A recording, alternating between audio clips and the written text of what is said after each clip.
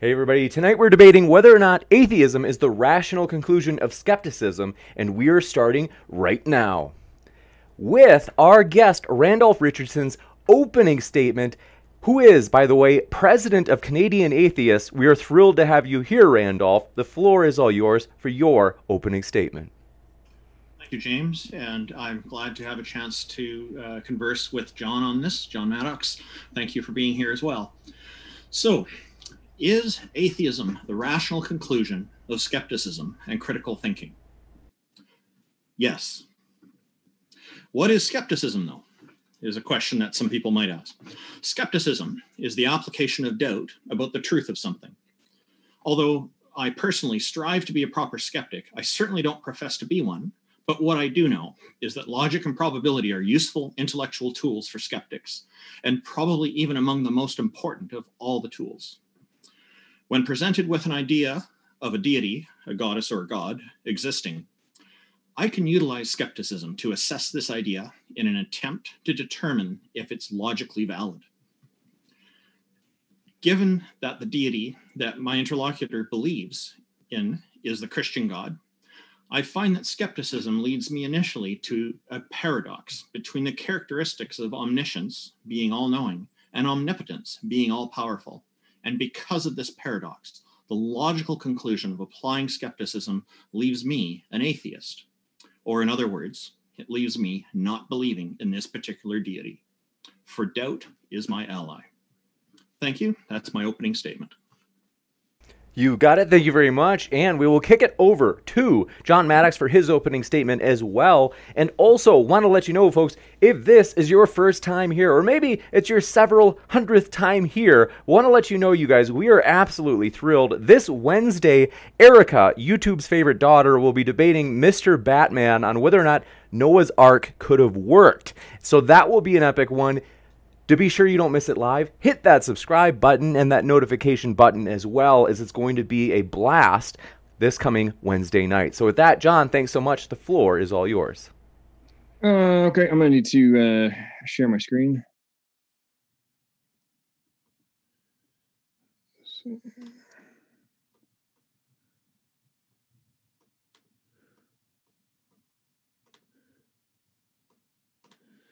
All right, is that coming through?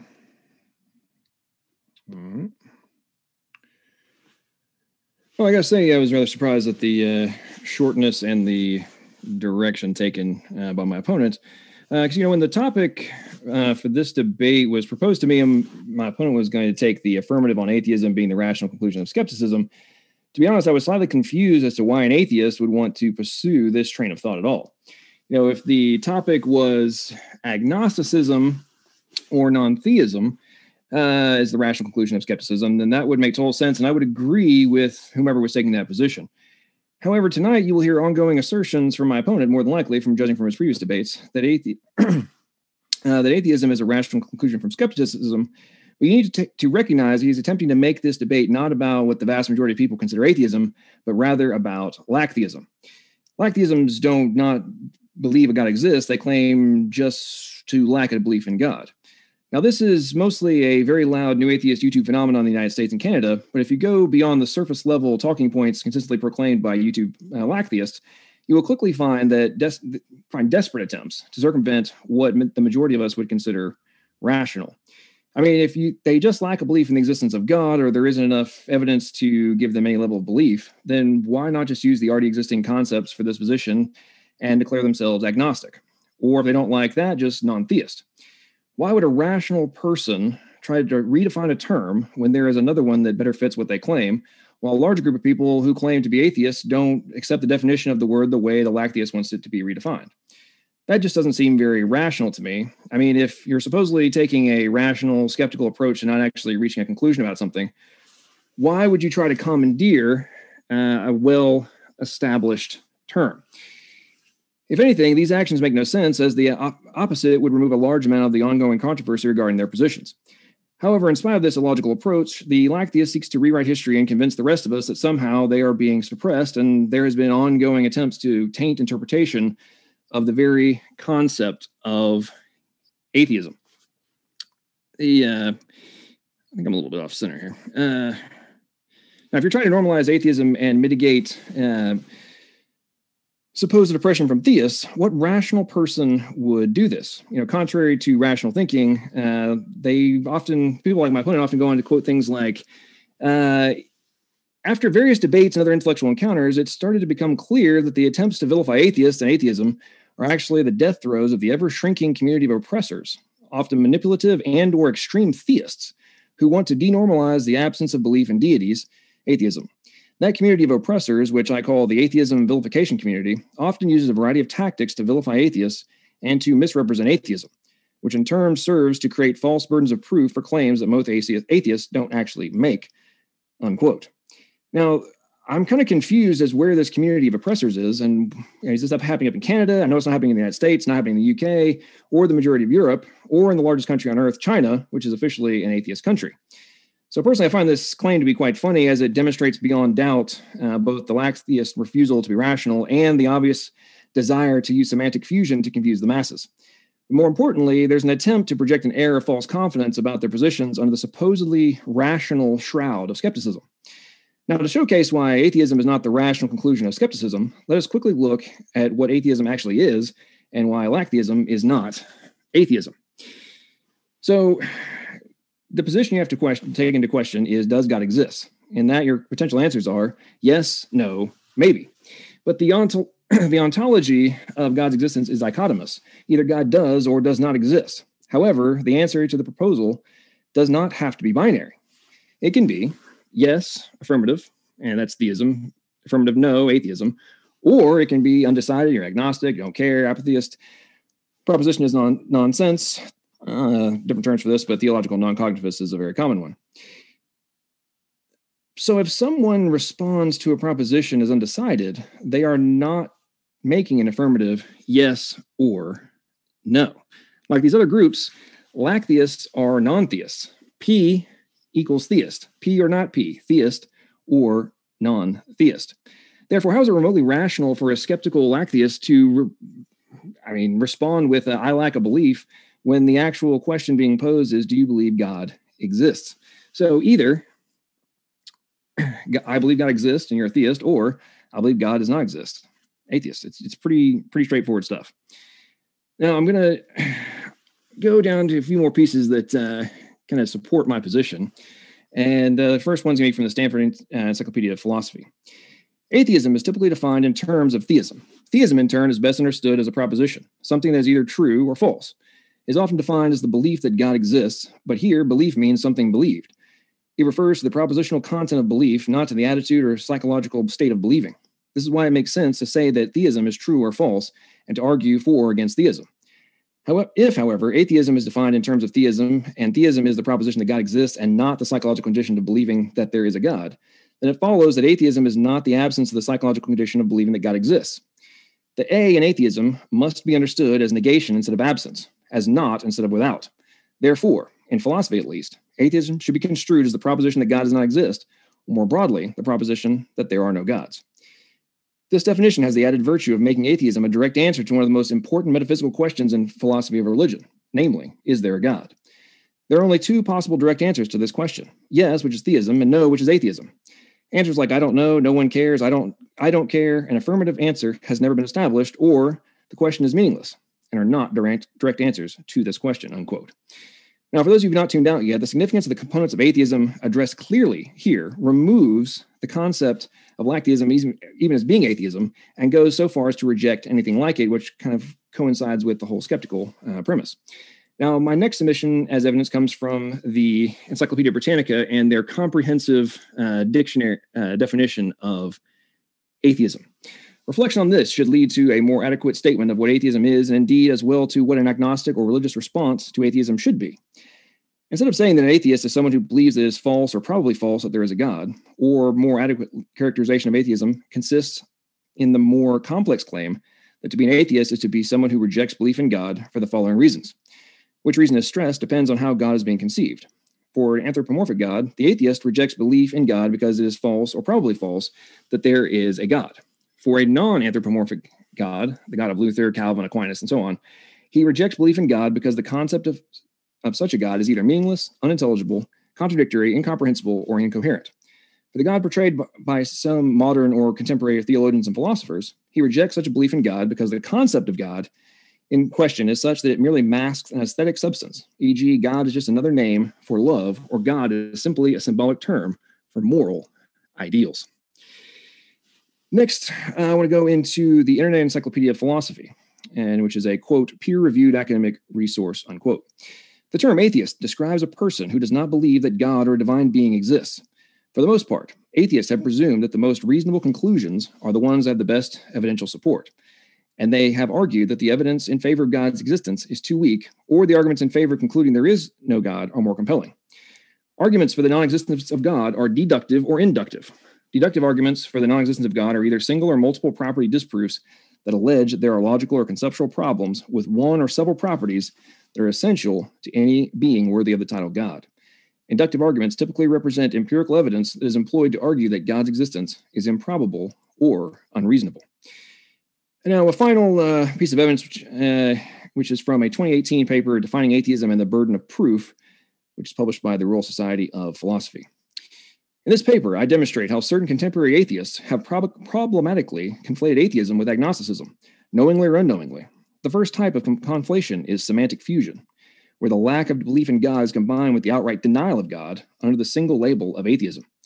The second is morphological fission, which involves the separation of atheism into two subcategories, where lack of belief in God is labeled as negative atheism, and outright denial of God as positive atheism. Unfortunately, some atheists have implicitly or explicitly, intendedly or unintendedly, sought to distort the boundaries between atheism and agnosticism. It is this activity which has warranted the current investigation. At first glance, it may seem an unnecessary inquiry into semantics, but the issue needs to be thoroughly addressed as it directly affects how the different positions are framed. If atheism is conflated with agnosticism, atheists can deny the need to provide proof for their position. In order to avoid defining atheism as the denial of God's existence, some atheists end up misrepresenting their stance by conflating atheism with agnosticism. This occurs through one of two ways. Either atheism is redefined, meaning lack of belief and denial of God's existence, in which case both atheism and agnosticism, as defined above, are semantically fused under one term, or lack of belief in God and denial of God's existence are demarcated as two different subcategories of atheism. I call the former approach semantic fusion and the latter morphological fission, unquote. Now, obviously, the entire position that's being obviously put forth by a lot of the people here on YouTube is an attempt to shift the burden of proof and to avoid any need to claim anything but skepticism and make ad nauseum, I don't know, diversions. However, in regards to the debate at hand, unless my opponent is ready to suspend the lacktheist position as actually being atheism, then I'm not sure how he intends to use skepticism as the rational foundation for atheism. Atheism requires deductive and inductive arguments in order to reach a conclusion. All skeptics do is say we can't actually know anything, which in relation to our discussion means skepticism and agnosticism are perfect for each other. But perhaps my opponent can provide clarification, although somehow I doubt this will actually occur. But perhaps when it comes to these kinds of debates, I am just a skeptic. I yield. Thank you very much from John Maddox for his opening statement. We will go into the open dialogue section now. And so we are thrilled for this, folks. It is going to be a blast. And also want to let you know, folks, our guests are linked in the description. So if you'd like to hear more from our guests, we highly encourage you. Those links are waiting for you. That's why we put them there. And with that, we're going to jump into the open conversation. And I want to also mention, though, our guest links are not only in the description box for YouTube, but also if you're listening via podcast, we also have their description or their links in the description box for the podcast as well now. So thanks, guys. The floor is all yours. Well, thanks, James. I appreciate that. So I guess to kind of get started. Hang on. James, is it my turn to respond to the opening statement, or? Oh, I was under the impression, pardon, I might have, forgive me if I had the emails wrong, but I was under the impression it was like open dialogue, but if okay. we, all yours, guys. Okay, yeah. All right, James, if it's when you open, we'll go back and forth. I'm okay with that if you wanted to start with something. You obviously had something immediate on your mind, so go ahead. Well, I was going to ask, I mean, in the context of whether or not skepticism is rational, or atheism is a rational conclusion of skepticism, is the position that I put forth in terms of your interpretation of atheism, is that correct or incorrect? What you're doing is you're listing a number of different definitions that are used by some people about atheism, and I didn't ask about other people. I asked about yours. I'm getting there. I'm answering your question. Yeah. So, and what they do is they are limiting the scope of what atheism is. And what you've provided does not match exactly with what I consider atheism to be, which is common usage and has been pretty much the same thing all this time. There are people throughout history who have misused the term very often to try to upset other people or to use it in a derogatory fashion. But the meaning of the word has been quite consistent all this time. I did notice that you were trying to move some of it over to agnosticism. These are different categories. Agnosticism is epistemologically based. It is about not having knowledge of deities, whereas whether they exist. Whereas atheism is about not having a belief in deities. So the way, as I specified in my opening statement, and I'm still consistent about it now, and always have been, is that atheism simply means not believing in deities. Now, there are different ways people will use the word, but the vast majority who I encounter online and offline are not having any problem with this. Okay, so are you directly contradicting Stanford Encyclopedia Britannica, the Internet Philosophy Encyclopedia, and the Royal Society of Philosophy in terms of the definition of atheism? And you also just conflated your own interpretation, which is clearly demarcated in your previous debates as well as on your multiple websites, that it's the absence of belief. You just said, and it's the lack of belief.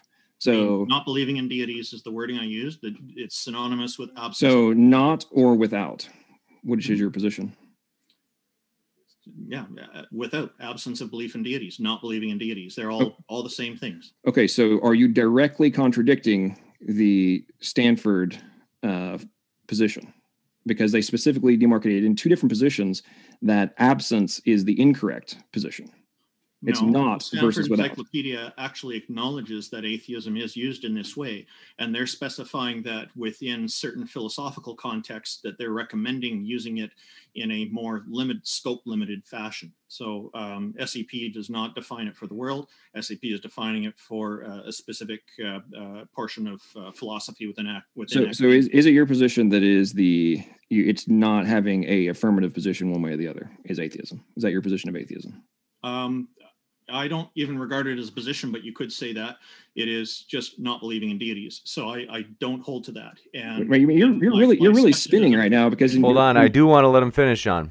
I mean, he's spinning like a crazy. He's literally. If you want to address what he said after, but I do want to give him a chance to actually respond. Yeah. So So when I apply skepticism to the idea that a deity or multiple deities exist, I'm not convinced. So I'm left with being in a position where I'm not believing in deities. That doesn't mean I'm holding an anti-theistic view that deities don't exist. I'm just taking doubt as my ally and not holding a belief in it. And that is what this debate is about. So you just said you're actually not taking a position. When it comes to whether deities exist, normally not. Now, when it comes to the Christian deity being omniscient and omnipotent, I have a really good reason to doubt it. Well, this debate is not about the Christian. Because this debate is not Christianity. This is about atheism. Because those characteristics are lead to a paradox. Go ahead.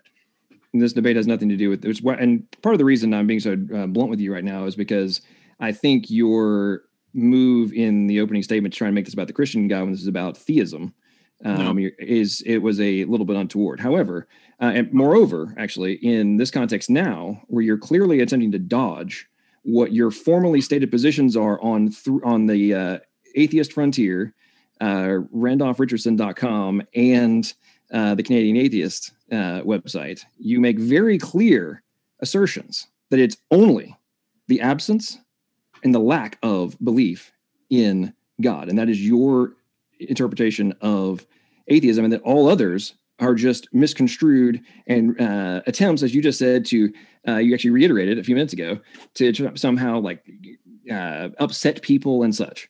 So I directly read from peer-reviewed sources that state people that are doing or claiming exactly what you just claimed are doing it for well, they said intentionally or unintentionally for purposes of shifting the burden of proof, which also is clearly defined on your website. It's about shifting the burden of proof. So are you now trying to jump to skepticism to again attempt a removal of any level of burden of proof on you as a supposed or as a lacktheist? Okay.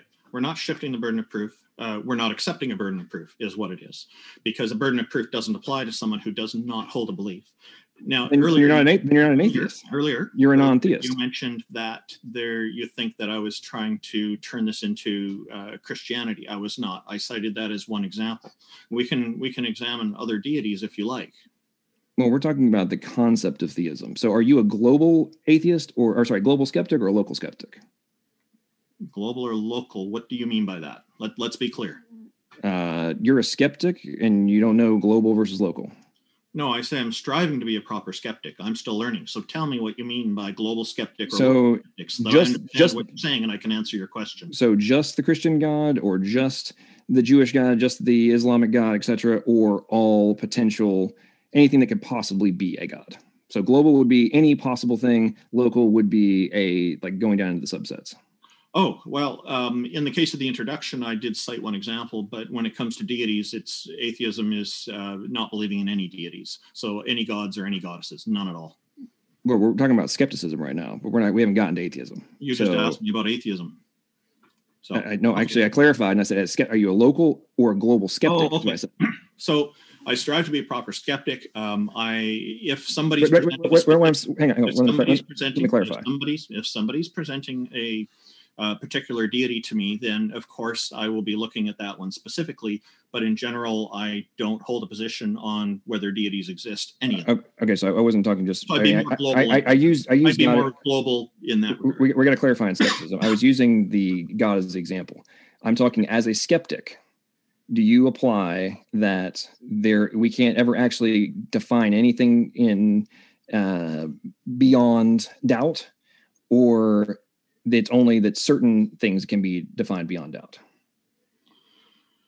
I think it has to be looked at on a case-by-case basis. Okay, so basically, you're saying that your skepticism is 100% subjective.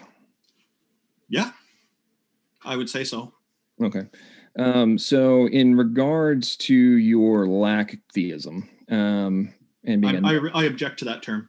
I find it derogatory.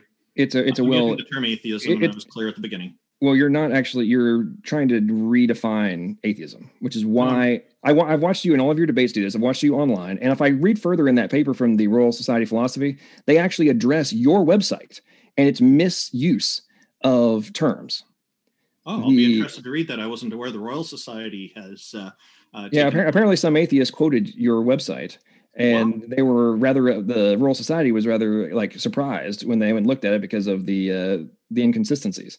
But my point, where I'm going with all this, is you are clearly in contradiction to the definition of atheism.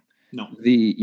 Your resources and your references on your websites, there's only two that actually showcase anything about lack of belief, and it's in the the current outside definition from oxforddictionaries.com, which no longer exists, by the way. It's been changed in something else, but that's actually also addressed because it's more of a common use versus the actual definition. All of the others go with the denial of or the rejection of position. So you have created an entire position on multiple websites and have done multiple debates and are now having this conversation with me under the position that is an extreme outlier, and which is the whole reason why, one of the major reasons I read in detail from multiple sources, that in the context of atheism versus agnosticism, and then how it correlates with skepticism, you are dramatically attempting to circumvent the necessity of an affirmative position. Okay. So you're thinking about proposition. Now, isn't it interesting that the etymology is consistent with what I'm saying about what atheism is, and that linguistic structure supports it, and then common usage supports it, and that certain dictionaries are supporting this as well. And even the Internet Encyclopedia of Philosophy agrees with me in its very first paragraph, yet you picked a paragraph further down in it. No, actually, I read from the very first paragraph. Well, the very first paragraph of the Internet Encyclopedia of Philosophy says, the term atheist describes a person who does not believe that God or divine being exists. Worldwide, there may be as many as 1 billion atheists, although social stigma, political pressure, and intolerance make accurate polling difficult. So that first paragraph makes it very clear. Read that first sentence again. The term atheist describes a person who does not believe that. Wait, what does it say? That does not. Mm-hmm. Doesn't just lack a belief, does not. Is that a so I read that exact sentence, by the way, in my opening statement. And you can go rewind if you say I didn't. So you can either retract your position that claimed that I didn't read that, and I only read further. I did read further down additionally, but please retract that position that I did not read that first sentence. I'd have to go back and look at it. I don't remember it quite that way, but if that's what you did, then of course I'll retract it if it shows that way. Okay, awesome. So back to skepticism. So in skepticism, the majority. Hang on. You wanted to delve into the rabbit hole of atheism here, and I've made my point. Now, if you want to go back, no. You've been dodging in the whole position of yes, you are. In terms of skepticism, what if you say that you lack a belief? Do you take any kind of position on what would make you believe something that you say you lack a belief in, and have no actual assertion on that currently makes you not believe it? You just lack a belief. So what would make you actually believe? You're talking in hypothetically. Give me an example. What do you mean? I just asked you a direct question. Like, in what would make you believe? Believe in a deity? Yeah. You claim that you're a skeptic, right? And you say that atheism. I'm striving to be a skeptic. Yeah. Right. Okay. So you're striving to be a skeptic, but you're claiming that it's the atheism is a rational conclusion for skepticism. Yeah, my opening statement made this very clear. That your opening statement was like 5 sentences, man. You have to let him actually speak, John. My opening statement made it very clear that not believing in a deity would be the rational conclusion of applying skepticism to the claim that a deity exists. Okay, so clarify. Clarify which part? How do you apply skepticism? Your opening statement was like a paragraph. Yeah, I tend to be. So I don't really know how you're actually making any kind of position to support. Okay, you're taking the affirmative, correct? Oh yeah. Okay, so in the when the person taking the affirmative position is supposed to support their position, not just make generalized, nebulous 3-sentence statements about their position. The length of the statement doesn't matter as long as the statement is valid and correct and makes the point. And I think I made the point succinctly. Okay, so what would overcome your skepticism? For let's say the Christian deity, for any deity. The deity somehow being verified that it can be that it's real. So and how is that? If I can, with the Christian deity, somebody asked me years ago about this, and I suggested, well, since the deity is all powerful and all knowing, they could provide me with omniscience and omnipotence for a short period of time, so that I could experiment with these and determine for myself that this deity is real. That would be one example. So if if God made you God, then you would believe that God exists. Oh, I didn't ask to be made a god. I've been asked to have omniscience and omnipotence. I'm not asking for other characteristics that God holds. Those would be sufficient for me. Okay, so you're saying that omniscience or omnipotence would not fulfill the most normal definitions of what a godlike being is? I just mentioned the Christian God for an example. The Christian God does have those characteristics among many others, omnipresence and omnichronological and whatnot. I understand that. So if, per your own admission, that would be a characteristic of a Christian God, right? And that's my understanding. And you want, it would require you becoming the equal of God in terms of those abilities. Well, I mean, if God is omnipotent and you're going to be omnipotent, Mhm. that means in omnipotence, you're equal to God. On that particular characteristic, sure. And then somebody. Okay, so my question has been answered now. Okay, so the only thing that would convince you to overcome your skepticism would be God giving you the power of God. Granting me omniscience and omnipotence. I'm not asking for the other powers. I don't care. You want the power of a God in order to I just believe want that those two a God characteristics. exists. And So are we playing a semantic game now? So that you're that is not my only, and that is not my only that is not my only possible solution. That's the one that I can think of right now. Somebody else will present something to me that is reasonable and logical. I may consider it. I'm not closed to other possibilities. So you're saying that it's rational as a skeptic, that the only thing that would convince you, I didn't say only, or one of something that would have to be on the level of literally gaining the power of God is what would be required for you to overcome your skepticism. Now, I'm going to lay this out. There are a number of different characteristics that the Christian God has. Omniscience and omnipotence are only two of them. All I'm asking for is provide me with those two for a short period of time. And I don't even care if if there is a limitation on those, that I can't interfere with anything that God's doing. I want to just be able to experiment with this and verify for myself that this stuff really is real. And I'm providing that as an example of one thing that would be qualify as valid proof for me. Okay. I understand what you're saying. I mean, I get the point of what you're saying. What I'm questioning is, do you not realize that being a necessity from your perspective to actually overcome your skepticism means that you're fulfilling one of the recognized issues with skepticism, is that it results in such extreme skepticism and inability to be convinced of anything, that you acquire things that are not actually rational, which is the entire point being made in this debate, is whether or not that's rational. And the point I'm making is, if you're claiming that skepticism or atheism is a rational outcome of skepticism, but I would say that kind of point you're making shows that that's like what's required for you to be convinced is irrational. Okay, well, that's my own personal standard, which I don't think is irrational, because if it is, in fact, turns out that the deity is real, that can make these things happen, and that deity makes these things happen, then obviously it's not irrational. So what's below that level that would convince you? Present an idea to me. And no, I'm asking. I'm not the atheist. You're the atheist, the skeptical atheist. So what convinced you? You earlier asked me for one example. I provided you with one example. Now you're asking me for more examples. I think one is sufficient there. Well, I mean, I'm taking the position one that your deity is capable of doing.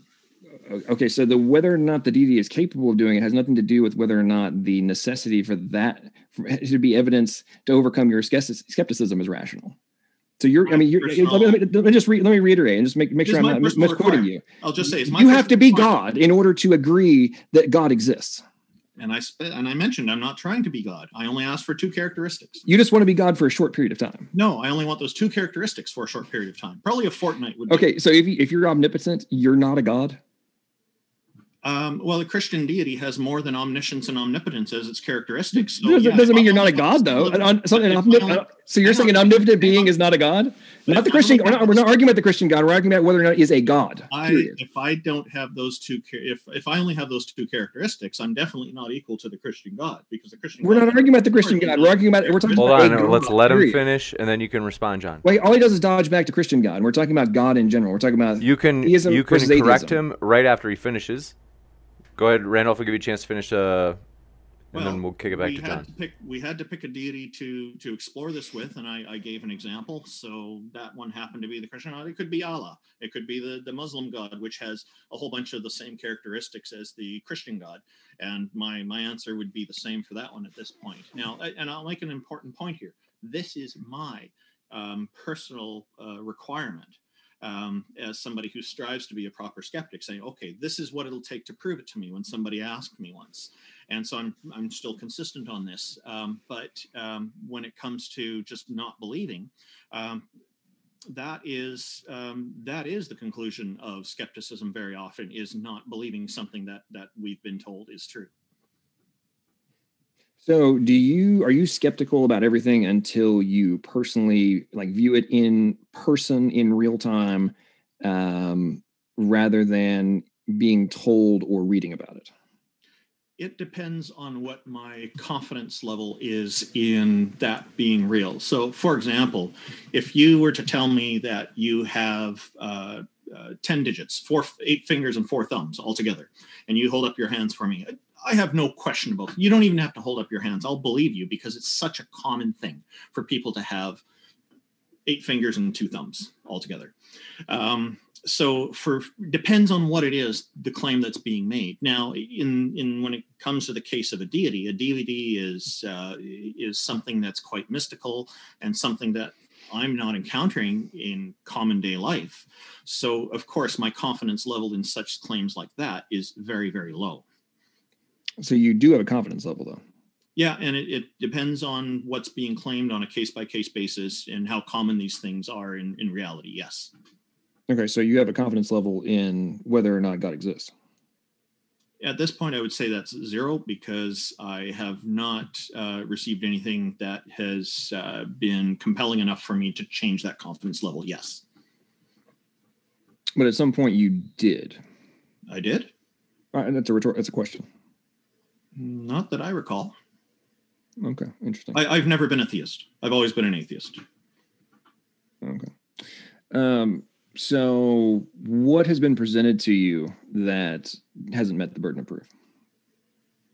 Oh, some people will say that they've experienced Jesus in their sleep, or he rescued them when they were drowning in the swimming pool, or various experiences like that. And you know, these are lovely stories people are sharing, lovely experiences, but I've not had any such experiences myself, and so I'm left thinking: have they done the necessary things to rule out their beliefs on these experiences?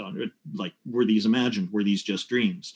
Or was it that they were specifically expecting something like this, and then the mind played a trick on them, and then they thought that's what it was? I don't know. Right. So I'm left with applying skepticism again at the thing is, okay, this is what this person's experienced, but I've not experienced that. So they're telling me a memory of their experience. And so to them, it probably seems quite real. To me, it doesn't. So when somebody's telling you a story about an experience they had somewhere else that you have not been, do you doubt that? It depends on what it is. If they said that they had an experience where they were sitting at the table and at a cafe and they spilled the drink and it burned and it made their leg hurt, I'm going to believe that. I have pretty high confidence value. That's probably a true story. But if they tell me something miraculous happened that is not typically consistent with reality, then I'm going to have a lot of doubts. Again, so there's case by case basis. So there's a lot of people who try to file lawsuits for supposedly spilling hot coffee on themselves. Yeah. Why would you not apply the same burden of proof? Again, it has to be handled on a case by case basis.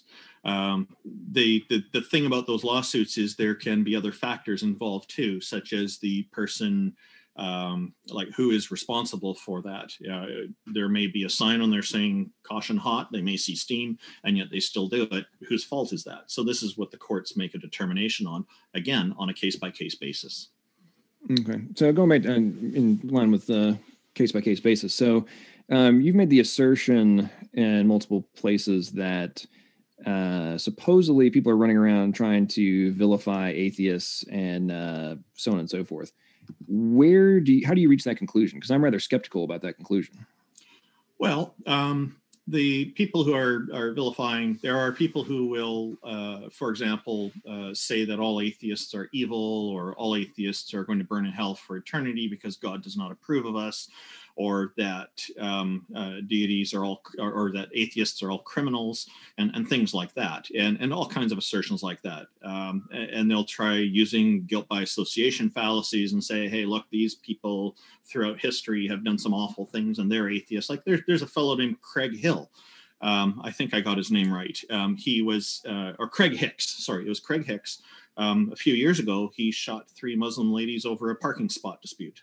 And it turns out he's an anti-theistic kind of atheist, very strongly hateful against religion. And what came up in the media was, oh, look at this, an atheist shooting Muslims. And that would be an example of an attempt to vilify atheists. So there's that going on. I've also encountered people trying to put pressure on atheists, saying, no, you need to believe or you're going to go to hell and you're going to burn for eternity. Those are threats. They're threats based on a promise of something that I think people don't really know is going to happen, but it is. But some people are very sure about it in their views. But these are the kinds of things that I'm referring to. Okay, so is that the commonality or the outlier? More and more, I'm finding it to be the outlier, but there still are quite a lot of people out there who do have these attitudes. So it depends on which community you're in. So which community are you referring to? Oh, lots of different communities. There's like where? Communities, there's rural communities where the religion is taken quite strongly, and anybody who doesn't fit in with it is an outsider and they must be converted. And then there's in the big city here, I find that like in Vancouver, BC, Canada, I find that there really isn't so much of this pressure put on people. And there's even communities on the internet where I find like there's some groups of people who are, let's say they're all religious people and they're quite welcoming. These are very nice. And then there's others who are there. No, we got to convert you now. There's something completely wrong with you. So it varies from community to community. And you don't think there's any the reciprocal of that in the atheist community? Oh, I know there are atheists who push back. Unfortunately, there are some who push back in very bad ways as well. Now, of course, and I'm not trying to justify that. In fact, what I'm trying to do is to change that as well. My primary focus has been on countering the vilification of atheists. Since I'm an atheist, I have to pick something and focus on it.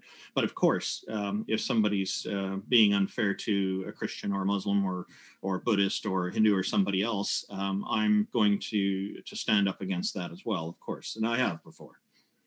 The reason I'm asking this question, I'm kind of confused about you don't like the lacktheist term, but you claim that there's no dogma, there's no beliefs in your position of atheism. So the but hang on, I'm finishing my point. But on your website, you've got links to atheist churches that have clearly delineated positions. You're talking about the Atheist Frontier? Yes. Okay, that one's got a lot of general resources. So and so there's always atheists. But I just don't understand how you can claim that atheism and lacktheism are not one and the same, or you can claim that they're one and the same in terms of it's just I lack a belief. Yeah. That there aren't dogmas, there aren't beliefs, there are all these kind of things. But then you have atheist churches, which you endorse apparently. I don't endorse atheist churches. In fact, there was one here in Canada a few years ago. If you don't endorse them, then what about the 15, 20 of them you have listed on your website? I don't have that many churches there. I know there's 2 or 3, maybe 4 or 5, but the thing is with there was a church here, an organization calling themselves an atheist church here in Canada a number of years ago. And the court ruled, because they took it to court, asking for tax exempt status like other religious churches get. And the government ruled that atheism is not a religion. It doesn't entail a belief in deities, so it doesn't qualify for tax exempt status. And I agree with the courts on this. Canadian Atheists does not endorse atheist churches. The Atheist Frontier is an older site that's kind of a hobby site that I've been putting as many resources together as I can. I don't agree with everybody who I link to on there, but the Canadian Atheists were more selective about who were linking to in our resources. So and you have 10, by the way. Okay, 10. So. And I don't even know how serious some of those are. Some of them I think are just comedy attempts. But nonetheless, if you're finding 10 there, I'll agree with you on that. Well, one of the things I do find about that's rather interesting about your position is you're actually advertising, join us for a night of blasphemy, hysterical damnation. Yeah, look at the date on that. That's we haven't been able to host any more events because of the COVID-19 pandemic. I understand. I understand that, but more in the future. No, I understand that. I'm just the point I'm making. The reason I'm bringing it up is you claim this is just about the lack of a belief in God, but are promoting, even if it's comedy, something with literally has blasphemy, hysterical damnation in the title. So blasphemy is covered by freedom of expression. I'm not saying you can't do it. That's not the point I'm making. I'm addressing your position that says, oh, we're vilified, we're all those kind of things, but you're actually endorsing something that is intended beyond all doubt in terms of the literal title to denigrate the opposite. We teamed up with the Atheist Republic on that one. And they brought the guests in and did all that. And of course, we were very excited to be teamed up with another atheism group. Now, I do know that there are atheism groups out there that hold a very strong anti-theistic view on things. And ultimately, they are included in the umbrella of atheism because they ultimately still don't believe in deities. What I'm promoting is the fundamental of not believing. And these other groups, of course, I want to promote them too. And I do try to gently encourage them to focus more on the absence of belief portion of it. So is it your position that... And they have many members who agree with me, actually. So is it your position that your interpretation of atheism, i.e. lack of belief, is actually a subset niche of atheism overall? No, it is the fundamental. A subset would be someone who holds an anti-theistic point, that perspective that deities actually don't exist. And I think anti-theists who hold that position do carry a burden of proof as well. And I think actually that theists such as yourself are in an easier position compared to the anti-theist, because the anti-theist would have to be able to demonstrate that there are no deities in every part of our cosmos, or not just our universe. Whereas for a theist like yourself, all you'd have to do is present God. So your burden of proof is not as difficult to satisfy as the anti-theistic one, in my opinion. Are you publicly stating that the paper I quoted from the Royal Society of Philosophy, which clearly delineates the point that I just made? I haven't seen the paper, so I don't. I read from it. I read this exact point. Yeah. Are you publicly stating that the Royal Society of Philosophy in 2018 has a completely false understanding of atheism? I can't make any such statement until I've read the paper. Well, I can just bring it up again. I don't think that reading that paper here is going to help us, but I'll read it at a later point. Well, I just tried to make a clarification on whether or not lack of belief in God is the subset or the commonality or the outlier of atheism. And it is. At the beginning of my opening statement, I read from a 2018 paper which discusses this exact concept: semantic fusion and morphological fission, and the creation of two subsets, or the merger of atheism and agnosticism. Yeah, and I disagree. It's the whole paper. So my point is, and I agree, you understand, you're disagreeing with it. My point is, are you publicly stating that your position is the correct state of atheism, and absolutely categorically rejecting the position that's being taken by the Royal Society of Philosophy? You're asking me to reject a paper that I haven't read. I won't do it. But you are claiming your position that lack of belief is the majority position. It is the default fundamental. It is the fundamental characteristic of atheism. Yes. Not you're saying that lack is the fundamental, without instead of not. Correct. Is the fundamental rather than the rejection. Well, without believing in deities, without deities, or not believing in deities are essentially the same thing when it comes to atheism. Well, the A is either not or without, correct? Yeah, it indicates without. It indicates okay, so without is absence. Yes. Not is the rejection of. Depends. It depends on how you're using it. So you do play the semantic game, huh? Hold on. No, I'm not playing semantic games. You are. But when I tell you that I do not believe in deities, that makes it clear that I'm not saying that I believe deities do not exist. I'm not saying that. I'm saying that I do not believe in deities. There's a distinction there, and I'm very careful about that. But I think you're very clear about that. I mean, atheism. I'm looking at defineatheism.com. Absence of belief in deities. Absence rather than opposition is indicated by the alpha. I mean, the alpha privative. Yeah. Yeah. Okay. So that's the position you're taking, correct? Yeah. So so my point is, and this is the whole point. This is part. I'm looking through what is part of the reason I made this point. Quote. The A in atheism must be understood as negation instead of absence, as not instead of without. Therefore, in philosophy at least, atheism should be construed as the proposition that God does not exist, or more broadly, the proposition that there are no gods. So are you categorically rejecting that position? That sounds like the Stanford Encyclopedia of Philosophy again. I'm quoting from them. Which are you rejecting that?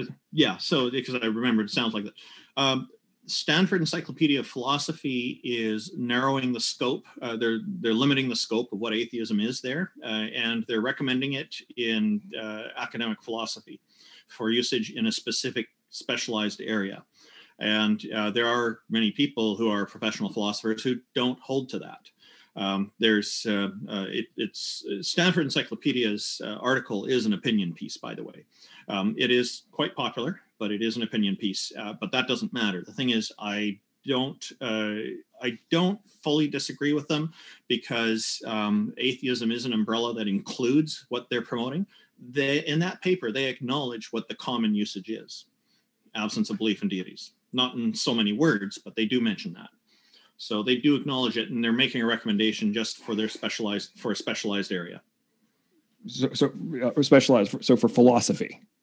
For the philosophers who accept the Stanford Encyclopedia of Philosophy's definition, yeah. And I do think that I do disagree with them on that. I do think that they could have done better, but it's the way it is. Okay. So Britannica, a more adequate characterization of atheism consists in the more complex claim that to be an atheist is to be someone who rejects belief in God for the following reasons. Now, my expectation. Are you rejecting Britannica as well? Are they also incorrect and only talking to a very niche subset of philosophers and Britannica, some outlier? Okay, so I'll address this, and then I want to get back to the debate topic because I didn't expect that we'd be going into this big rabbit hole. The Britannica Encyclopedia is attempting to impose an intellectual consideration on what atheism is by my read of it. And the thing about atheism being not believing in deities is that there is no minimum or maximum intelligence requirement for that, or intellectual requirement for that. Not believing something is not requiring that you actually understand the concept, in my view. So you're suggesting that the, quote, comprehensive definition of atheism is not being specific? That's not what I just read from, is not from like an introduction or from a little abstract. That's from like it's literally comprehensive definition of atheism. According to Britannica? Yeah. Well, they are putting an intellectual consideration onto it, which is an additional requirement that really doesn't apply to atheism. It can, but it's optional. Okay, so it's up to the individual atheist to decide whether or not they want to have an intellectual requirement on it. Oh, okay. So do you reject the Collins definition of atheist?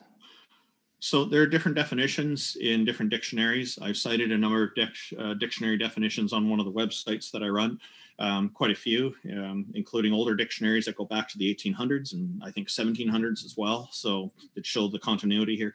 But I think that we're way off topic here. We're talking about skepticism, and the point I'm making is that if your definition of atheism and versus the actual definition of atheism, it's not my personal definition, it is standard definition. Yeah. So Collins, an atheist is a person who believes that there is no God. Merriam-Webster used to, and then it says compare agnostic. So you're doing a comparison at that point. Cambridge, someone who's not believe in any God or gods. So you've got not believing in any God or gods or related to such beliefs. Then you got the dictionary.com, a person who denies or disbelieves the existence of a supreme being or beings. So, I mean, I can keep going. I've got a whole bunch more of these. But the point is, definitions are kind of muddled. There's been some confusion, and there is part of the problem is that there are people with that I suspect may have had certain motives in writing these definitions. If they were actually taking a look at the linguistic structure, like they do with most of the words, they would be defined better than they are. And there are other dictionaries, like the Merriam-Webster dictionary, that used to define it as the belief, the doctrine that there's no gods. And a few years ago, they've changed it. Merriam-Webster has updated it to be consistent with etymology, linguistic structure, and common usage. So, hang on, did I just hear you correctly? Did I just hear you correctly that you think there was a conspiracy to have a false definition or a modified definition? And secondarily, did you just state that the people, whoever has been assigned all across multiple dictionaries to determine the correct definition of the word, that they haven't been studying the linguistics? No, I am. Because you just stated that. You just said that. Stated that I suspect that there's been a problem there. I didn't say there was a conspiracy theory. I mean, if you suspect something that you cannot prove, that would be the direct antithesis. Okay, so are you willing to publicly state, if I go Google whoever the name was of the people that were assigned and responsible for those words, would you actually go face to face with those individuals and be like, I think that you didn't actually understand the linguistic etymology of atheist? Would you actually say that to somebody's face publicly, who was the quote unquote expert to actually go and determine what it is? Yes, I'd be willing to talk to the experts about that. Are there any other words you would be willing to make that argument about? I guess agnosticism would possibly be another one. Theism would be another one if they're defining it to be only monotheistic, because theism is an umbrella term for things like polytheism and monotheism. Monotheism being belief in one deity, polytheism being belief in multiple deities. But again, we're off topic here. And I mean, Oxford, theism, the belief in the existence of a god or gods, especially belief in one god. I mean, one second here, John. Is that I think Randolph was still in mid-sentence, so do want to hear the rest from Randolph, and then I promise we'll come back to you. I think that we're off topic here, and that John is going to great lengths to try to use a different definition of atheism than what is in common usage. My response to that would be, audience, go do some basic Googling for yourself. And when there's papers written 2.5 years ago about the fact that my opponent is claiming is the common definition is actually a relatively new iteration, predominantly in the United States and Canada, I find it very entertaining to be hearing that from my opponent. But in relation to skepticism, I would say that you're extraordinarily skeptical. I don't know if it's rational skepticism, but you're definitely skeptical about whether or not anybody who disagrees with your outlier interpretation is somehow conspiring to taint the interpretation, the definition of a word. Well, I question it when I see something like I think it's reasonable to question this and wonder about this when you see a definition that smacks of an attempt to vilify atheists by saying the doctrine that there are no gods. It seems ridiculous and absurd to me. Like, when the dictionaries have that, my first question is, okay, what doctrine? Nobody's been able to present any such doctrine because there is none. And I'll just point out that American atheists, the Puerto Rico atheists, the UK atheists, the Australian atheists, and the Atheist Ireland, as well as my organization that I run, Canadian Atheists, all agree that atheism is an absence of belief in deities. It means not believing in deities. And I'll just clarify a little further. We're not excluding people who use a more narrow-scoped definition for themselves. We're just taking this all-encompassing, all-inclusive umbrella definition that is consistent with linguistic structure and etymology and common usage. So do you believe there are no gods? I don't hold that belief that there's no deities. So the answer is no. So you're a non-theist? Yeah, I'm an atheist. A non-theist. They're exactly the same thing. The non-prefix and the a prefix are synonymous. These are affixes in linguistics, and they're quite common now. There are times when they're used in different ways, but these are those are the outliers. Interesting. Yep. So you're saying that now you're asking for an anti-prefix. So you're suggesting that the it is your position, it is your formal position that a non-theist is a direct synonym of atheist. Yeah, just non-theism is just not so often used because it more easily rolls off the tongue to say atheist than non-theist for most people. And the same thing when people talk about anti-theism, they don't use imtheism, they'll use anti-theism because anti-theism is easier to say than imtheism. Right, but non is not taking a formal position. It's neither affirmative, it's not an affirmative. Correct. Same with a prefix. They're synonymous. So you're suggesting that the a has non-moral or amoral are the same. Okay, so you're not suggesting that the amoral portion would be a outlier versus against? So no, like non-moral, it's something I never really hear people say. I hear them. Well, just because people don't say it doesn't. There's a lot of words that people don't say. That has zero to do with whether or not the position. And right now we're talking about atheist. I'm trying to clarify something. So people don't typically say non-moral. They typically say amoral. Same with atheist. People don't typically say non-theist. We typically say atheist. Non-theist and atheist are synonymous, just like amoral and non-moral would be synonymous. So are you suggesting this is true in philosophy? Depends on which philosophers you're talking to, I suppose, because when I see philosophical papers where people are defining terms differently, then I know I'm going to read the paper in that manner.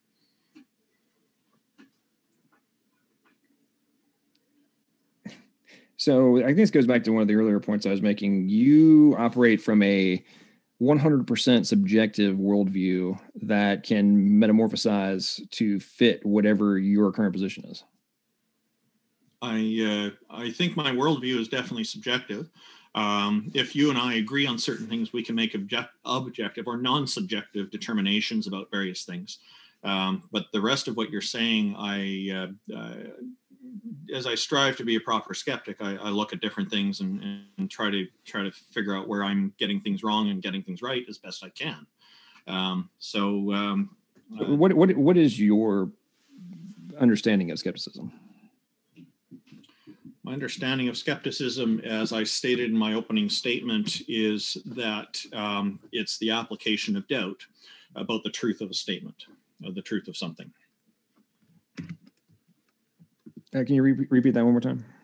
Okay, yeah. In my opening statement, I stated skepticism is the application of doubt about the truth of something. That was the first sentence. Okay, so do you think that you shouldn't, what I understand of is the philosophy position that one should refrain from making truth claims and avoid the postulation of final truths. Yeah, I think that's quite reasonable. And, this is where propositions are interesting because you did mention some propositions earlier and in your presentation, which was very, very professional looking, by the way. You had made some kind of a mention about different responses to propositions. And my understanding of the proposition is that either you're accepting it or you're not. And if you need to know further details, presenting additional propositions is basically the key to that. Right. And that's why theism is a proposition. Yes, it is. Atheism is. Well, anti-theism would be a proposition. Okay. So if I make the statement, I don't believe in deities, I suppose you could put that as a proposition and you can accept that or not. Like if somebody were to come along and tell me that they believe in a deity, because it's a common thing for people to do, I'm generally just going to believe them. Now, if you were going to tell me that you believed in the Hindu goddess and you're wearing a big cross around your neck, a Christian crucifix, I'm going to have some doubts about what you're saying, of course. But you tell me you're Christian, I believe you. I have no doubt that you believe. Okay, so are you suggesting that the A and anti, sorry, A myself and then anti are the same? Nope. Okay, Anti so indicates opposition. right, it's against, right, opposed, versus the rejection of. So the I think by rejection is a bit of a loaded term. It comes up and gets confused a lot. Sometimes people are kind of writing rejection when they mean not accepting, and it can be taken as an opposite sometimes. There is Well, not accepting would be an affirmative no. No. Okay, here I'll give you an example. Refusal to accept something is an affirmative no by default. Nope. And I'll give you an example. Let's consider this. All right, follow through this with me. If three options are paper, scissors, and rock, and I make the statement, rock is the winner, and you don't accept that statement, which of the other two is the opposite? You're in you're in a tri-option scenario versus a dichotomous one. We need to. Is the existence of God dichotomous? Sure. Okay, so then your point is irrelevant. But because not accepting you can have yes, no, maybe. Not accepting the proposition doesn't mean I've accepted it. You need to put in an additional proposition to find out if the opposite is the case. That's how it works. That's my understanding. Okay, so is it your position that theism is not a proposition? Oh no, I think theism can be stated as a proposition, indeed, because it's the belief in one or more deities.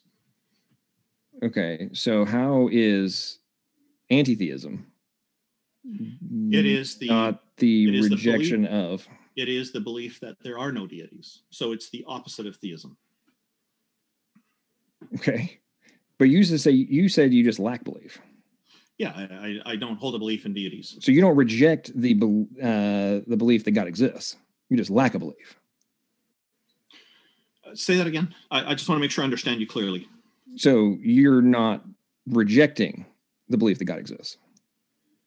Yeah, I don't hold a position on it anyway. A belief position, no. Okay, so you take neither an affirmative nor an affirmative yes or an affirmative no. Therefore, you are not an atheist. Yes, I am. No. I don't believe in deities. I'm an atheist. Okay. So I think your skeptical position here is I don't actually have to make any. You try to apply skepticism to atheism in the position that I don't actually have to take a position. I don't apply skepticism to atheism because it's not holding any position. It's the null hypothesis. It's the default. So the rational conclusion of skepticism in face of any belief statement is not believing. Oh, hang on. Just repeat that. I think if somebody's to present that, to say, oh, I believe that this goddess or this god is real or something, and I think you should too. The skeptic is going to come along and say, okay, I have doubts about this, whether this is real. Why should I believe in this unless I can know that it's real? So the rational conclusion is to not believe it. Unless you can provide some going to go into Q&A shortly, gentlemen. So what you're stating is that it's always going to be the rational conclusion to reject a position. To not accept it. Well, not accepting is that if you didn't accept something, you've rejected it.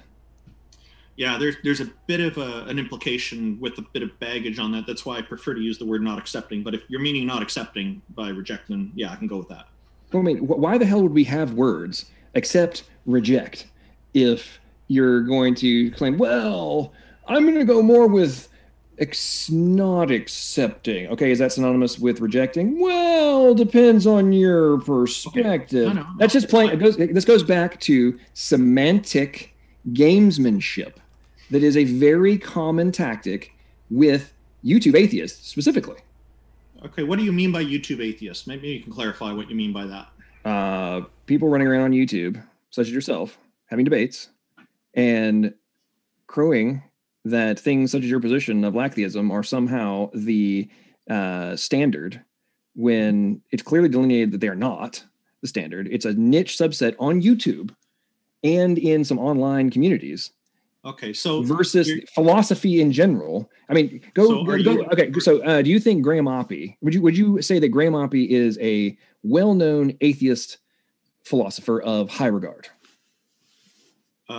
Yeah, I've spoken with him once. Okay, well, Graham Oppy is on video. I watched it yesterday, rejecting your position.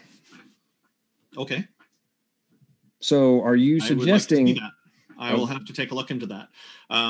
I'm wondering now, when you're talking about YouTube atheists, when you use that term, it sounds like you're meaning all atheists who are on YouTube. And my experience is that not all atheists on YouTube share this view. Okay, so then per your admission there, then perhaps you're the outlier, not the commonality, but you've claimed throughout this entire debate that your position is the correct established one for the majority. And I suggested that etymology and linguistic structure both support me, along with common usage that I'm encountering both online and offline. So the positions I put forth, which reject that position, clearly are false. I didn't accept them. So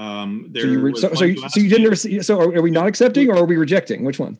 Well, you mentioned about the Royal Society writing an article, and you asked me to indicate a position on it, and I told you I can't take a position because I've not read the whole article. So there's an example of one that I can't reject, but I can say I don't accept based on the introduction that you gave it.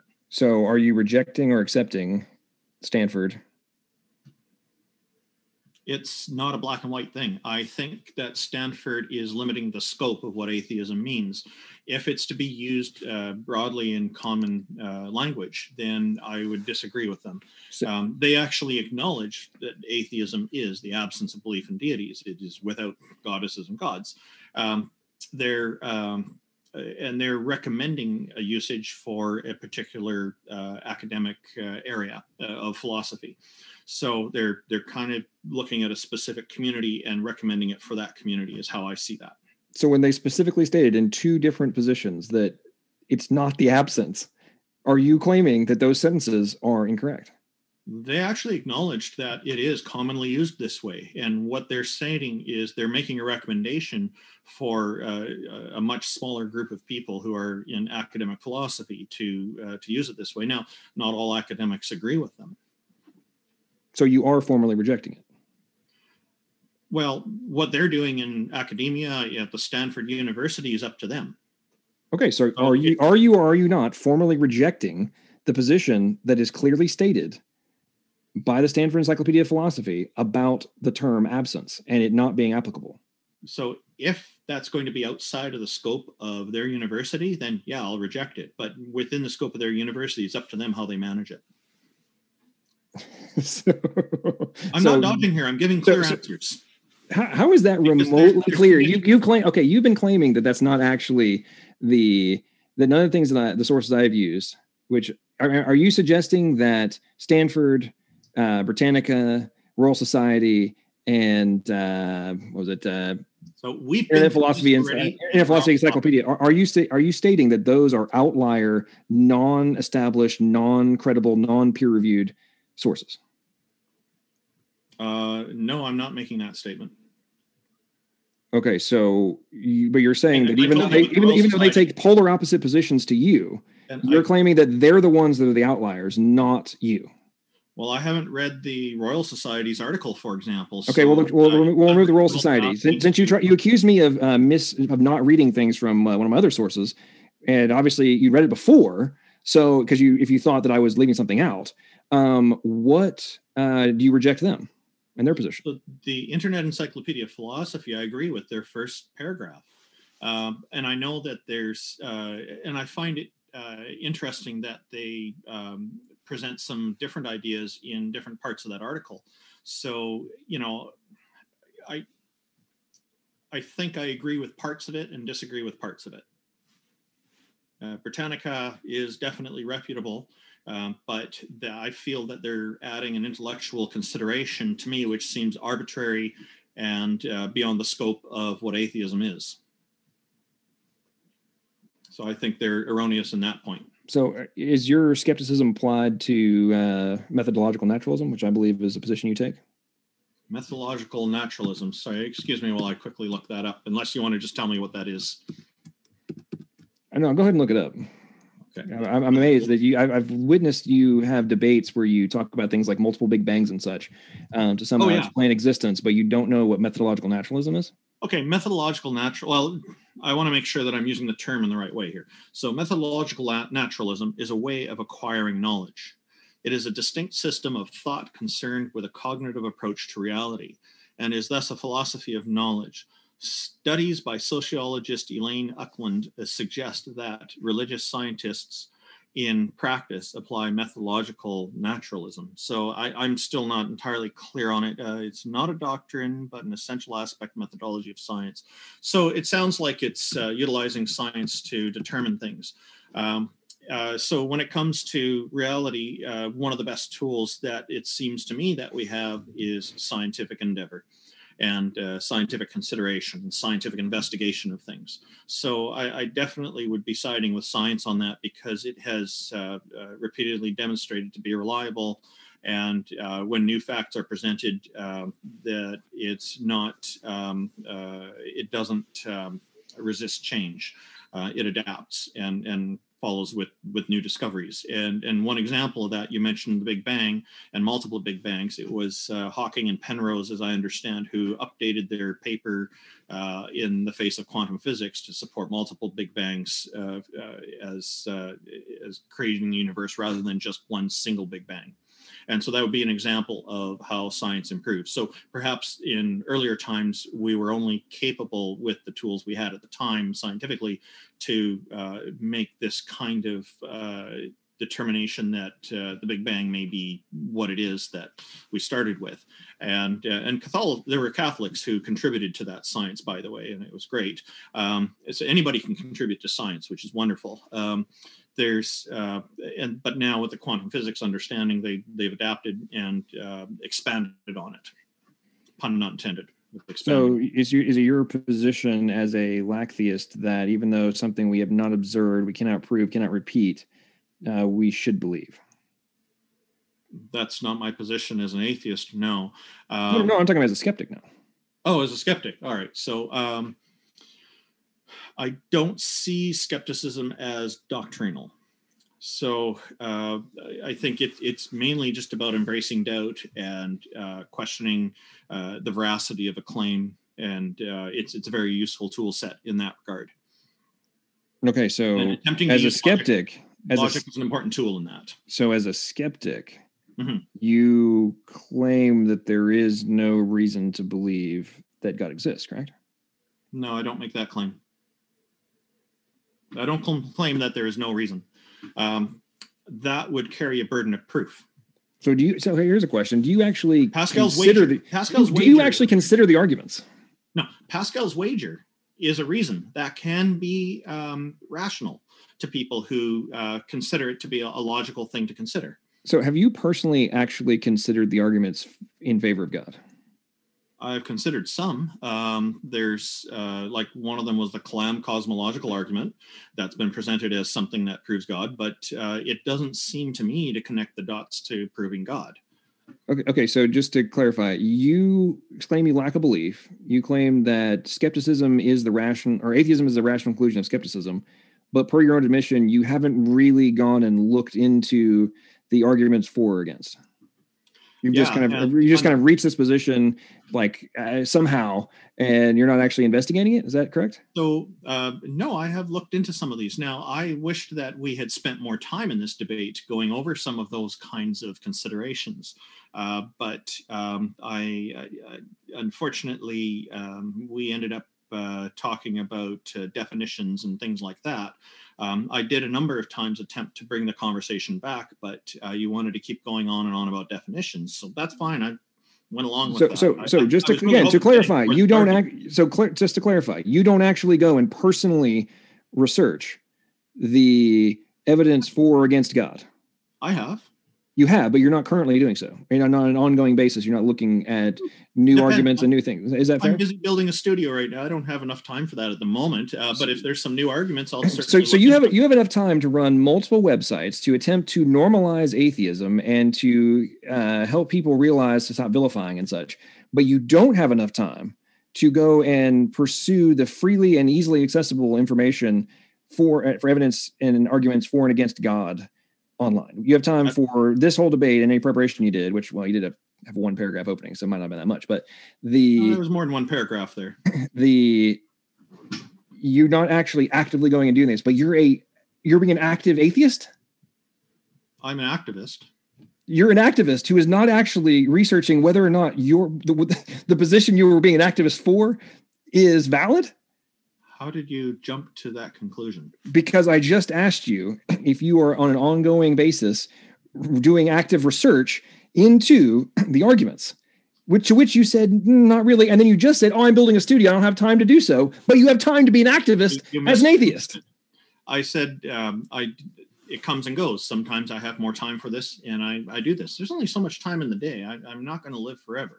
So there's other things in life I have to take care of, but I do research it. It comes and goes. I'm not actively researching anything at this moment, but what was the last thing that you researched as a skeptical atheist?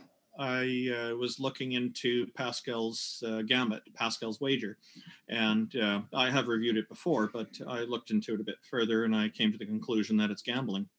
And I compared it to a casino in a recent stream. So how a casino operates, in that when it comes to gambling, the odds are usually stacked against the gambler. And it's no different from Pascal's wager. And one thing I pointed out is that with Pascal's wager, there is this idea that all you have to do is to believe in God and you will go to heaven.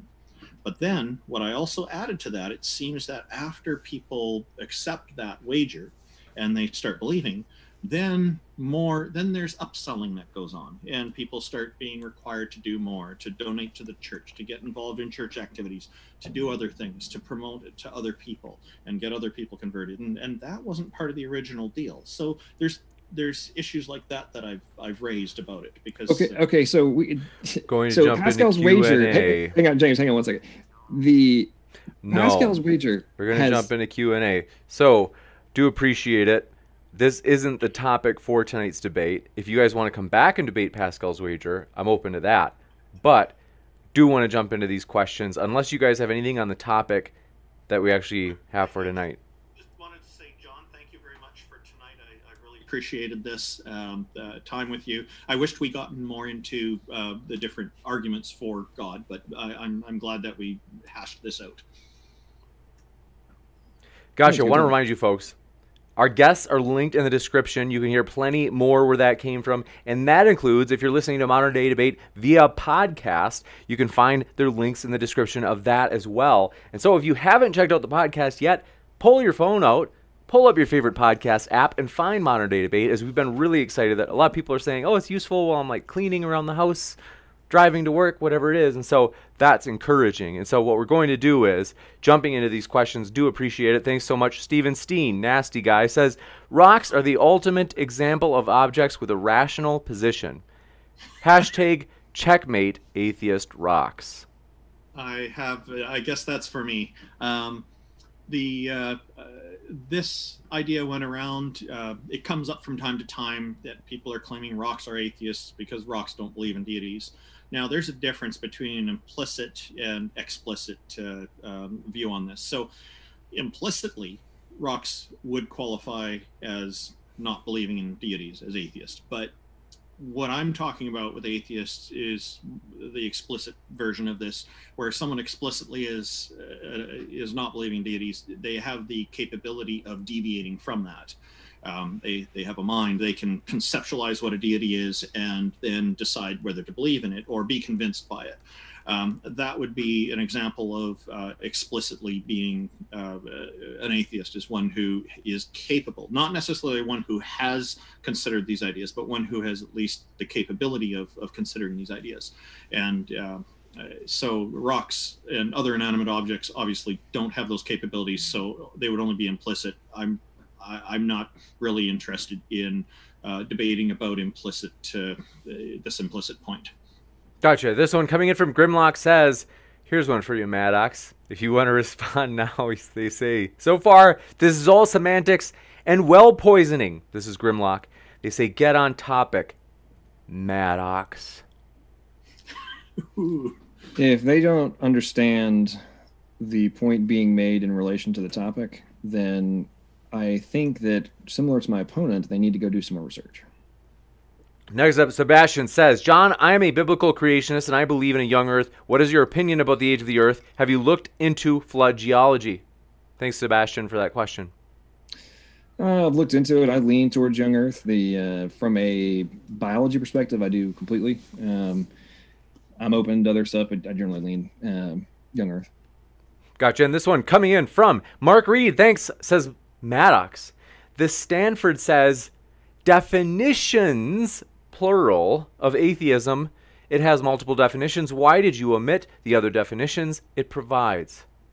The other definitions do not contradict the point that's being made as the foundation that's being set up as to what the freaking word is and what it's founded upon, which is what I was reading. Next up, Daniel G603 says, an atheist is traditionally someone who believes there is no God. That's not a claim to certainty.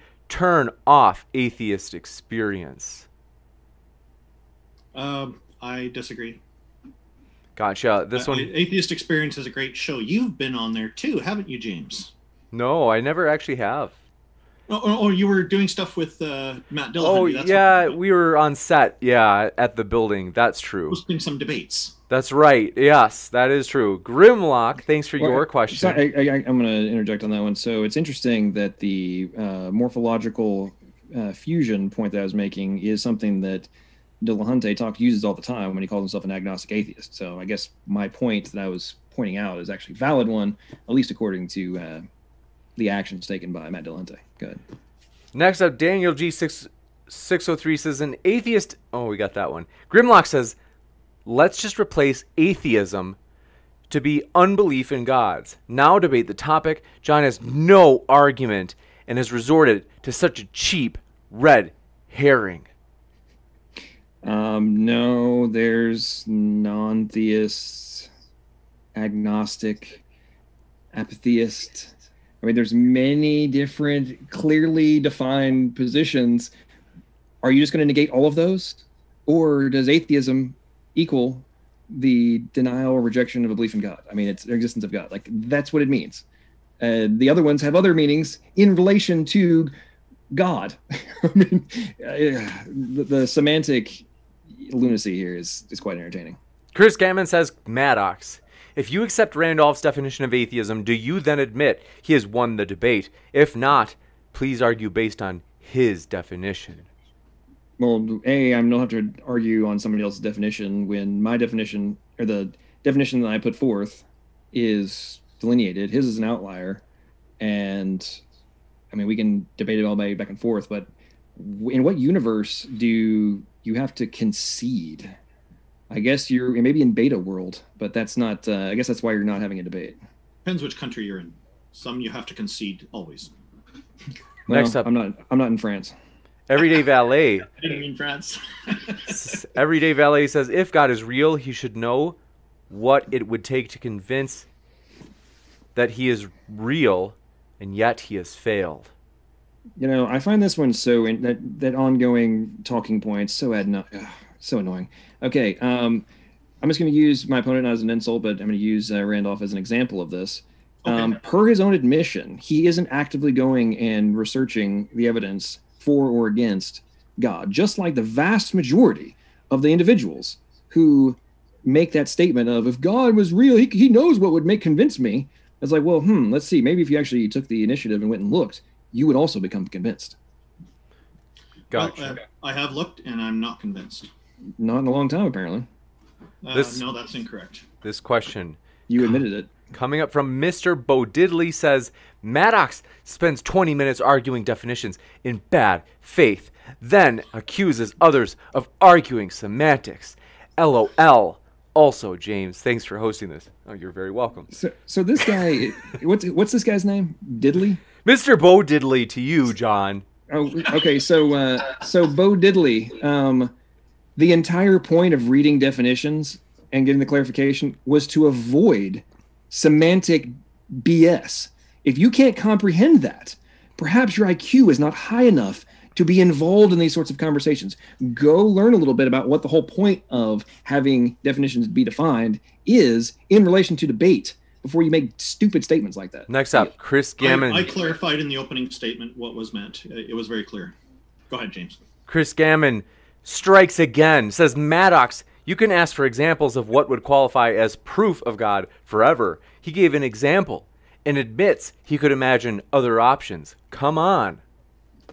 Okay, so if you can imagine other options, why would it be the rational position to take? The one that I'm most certain of is if God made me God.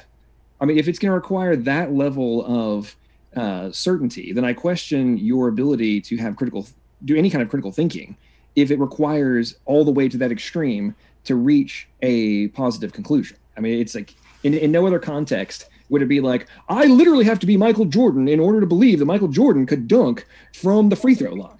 Like, that's the equivalent of what we're talking about here versus, I wonder if somebody can actually do that. I'll just point out that's a mischaracterization of what I said. I said that I want to experience 2 of God's characteristics, not all of them, which is not the same as saying that I want to be God. I don't want to be God. So back to the whole point of playing semantic games. If you are omnipotent, are you not by obvious to anybody with remote modicum of common sense? If you're omnipotent, you are a God. Yes or no? You actually have to think about this. Your question. If you're omnipotent, are you a God? That is a manipulative question, and it is. Have to let him respond. And the answer. I'm just laughing. Is nuanced. If the only requirement is to be omnipotent to be a God, then I guess that would be, as a matter of consequence, yes, it is not my intention. This one coming in from Will Stewart says, John, why do you find it necessary to use a narrow definition fallacy in order to negate Randolph's position? Would it not be more logical to argue the merits of his position rather than the definition of an encyclopedia? Okay, so again, obviously these atheists are not comprehending the point being made, which is an atheist. That, I've had many interactions with. Okay. If you don't comprehend that the entire point of this was about skepticism being or atheism being the rational, operative word, rational conclusion of skepticism.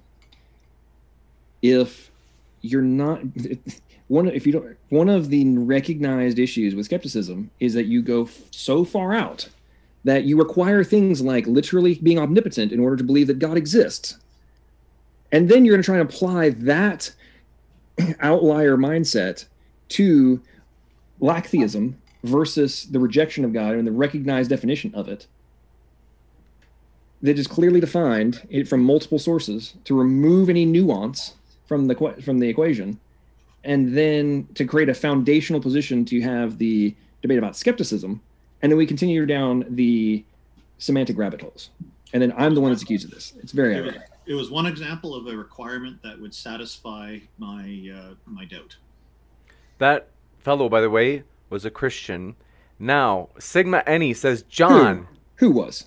Will Stewart asked that last one. He's a Calvinist. Will Stewart's a Christian? He's coming on Monday. He's a Calvinist. He's debating Skylar. He's a Calvinist. Well, that makes total sense. Ooh. Sigma Eni says, John, what novel, testable, repeatable future predictions can we make to help us discover the glory of God? Parentheses, without faith, etc. Okay, I'll make a prediction. I will predict that we will discover a subset code-based information transfer protocol from chiral-induced spin selectivity, and that it is an additional layer of information that is sent through electrons. When do you have a time frame in mind when that prediction will come to fruition? I'm just curious. Within my lifetime. Juicy. This one coming in. Appreciate it. From Sigma Eni, who says, John, oh, we got that. Amy Newman says, after show on my channel. That's linked in the description, folks. 11 p.m. after this debate. And question for John.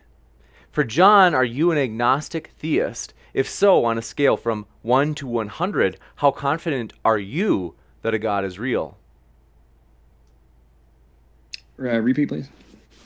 They asked, let's see. Are you an agnostic theist? If No. So on a scale of 1 to 100, where would you fall in terms of your degree of belief? That God exists? Yep. I mean, 95. Gotcha. And Will Stewart strikes again. He says, John, are definitions nothing more than the editorial process of the individual that wrote them? Should you not be more interested in debating the position of your opponent? Well, actually, I attempted to do that in some positions regarding the lack of belief, and there was nuanced dancing about that one as well. James Grobe throws his hat into the ring. He says, Maddox, atheism is the result of logic and reason. Therefore, atheism is inherently rational. See how that works? The amount of suspension of rational thought, logic, and basic reasonable considerations by a significant portion of YouTube atheists would directly countermand that position. I'm not suggesting that all atheists are illogical. I would just say it's not the common reasoning. Next up, Mark Reed says, Maddox, what does amoral mean? Next. We already went over this in the debate. They can go back and watch. Gotcha. They did talk about the prefix a earlier. So to be fair to John, he's not trying to blow you off. We went around about a and the definitions of and the meanings of it, not and without, over and over and over again, versus non, whether non and a are synonymous. Do some research. Mark Reed, let me know if your question came in after that. I assume it might have come before they talked about the prefix a, but let me know. Jamie Russell says, atheist equals not a theist. Agnostics lack belief. LackTheism is tipping hat that you reject the agnostic title, but pointing out you aren't atheist. Is that for me? I don't know. Is that Jamie Russell? Yes. Yeah, that's Randolph. Can you read it again? There are quite a few terms tossed in there. They say atheist equals not being a theist. Then they say I agree with that. Agnostics lack belief. LackTheism is tipping your hat that you reject the agnostic title, but pointing out you aren't atheist. So agnosticism is about not knowing whether deities are real. It's an epistemological category. It's focused, it's centric to knowledge. Atheism is about not believing in deities, which is, you could say, psychological state. It's a belief statement or a non-belief statement. So not believing, atheism; not knowing, agnosticism. Gotcha. Karag Nightwolf, thank you for your question. Says John and Randolph need to become Muslims before it's too late. And by the way, if you happen to be a Muslim debater, let us know, folks. We are looking for Muslim debaters. It's hard to find Muslim debaters, to be honest. Michael Dresden says, Maddox is right. Graham Oppie is a famous atheist philosopher, and he constantly has to teach atheists that atheism is a rejection of theism, not absence. Yep. And by the way, something I was looking for that previous question. Not all atheists deny that God exists. That's correct, which is what I was saying in the debate as well. So are you saying that they are not, are they just an outlier group? No, I'm not saying that at all. I'm saying everybody who, like people who take an anti-theistic position that deities don't exist are also, as a matter of consequence, atheists, because they obviously don't believe in deities. So they do believe in deities, they just reject them. No, they believe deities don't exist. Well, no, I mean, there's subsets of atheists that actually do accept that gods exist, but they still reject them. Huh? I mean, I'm trying to pull it. I mean, I read about this yesterday. Let me see if I can pull it up and quote it to you. Those are theists. No. There's a clearly defined subset of atheists. Let me see if I can pull it up in here. If they believe that deities exist, they're theists. If they don't believe deities exist, they're atheists. It's really that simple. So the rejection, if it goes back to atheist being somebody who rejects God, it can still be, might be an outlier there. So you can find that paper that was talking about this. This one comes in from Jamie Russell, who says, Randolph should apply skepticism to why people make distinctions in language. Christianity paved the way to tolerate his lacktheism. Bruh. Christianity did not pave the way for it. Throughout history, Christianity, even there's a part in the Bible that states that infidels should be killed. And I'll just bring up the section of that. If you just give me 1 sec here, I'll have it right away for you. It is, I have it at my fingertips here. So under the Holy Bible, and I'll read from the King James translation, 2 Chronicles 15:13 says that whoever would not seek the Lord God of Israel should be put to death, whether small or great, whether man or woman.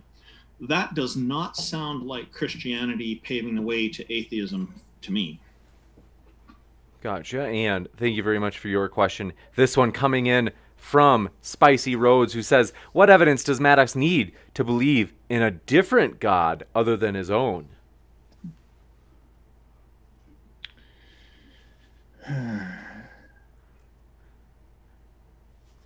just believe in a different God other than his own. Okay, so one, they're going to have to present to me what's the other God that I would be concluding about.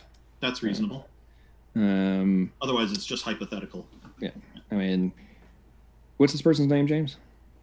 Their name is Spicy Roads. Okay, Spicy Roads. If you want to have a debate about this, email James. I like that name. Juicy. Yes. Maybe you ought to start saying spicy. Web Bard says, John, why call us atheists? We don't fit your definition.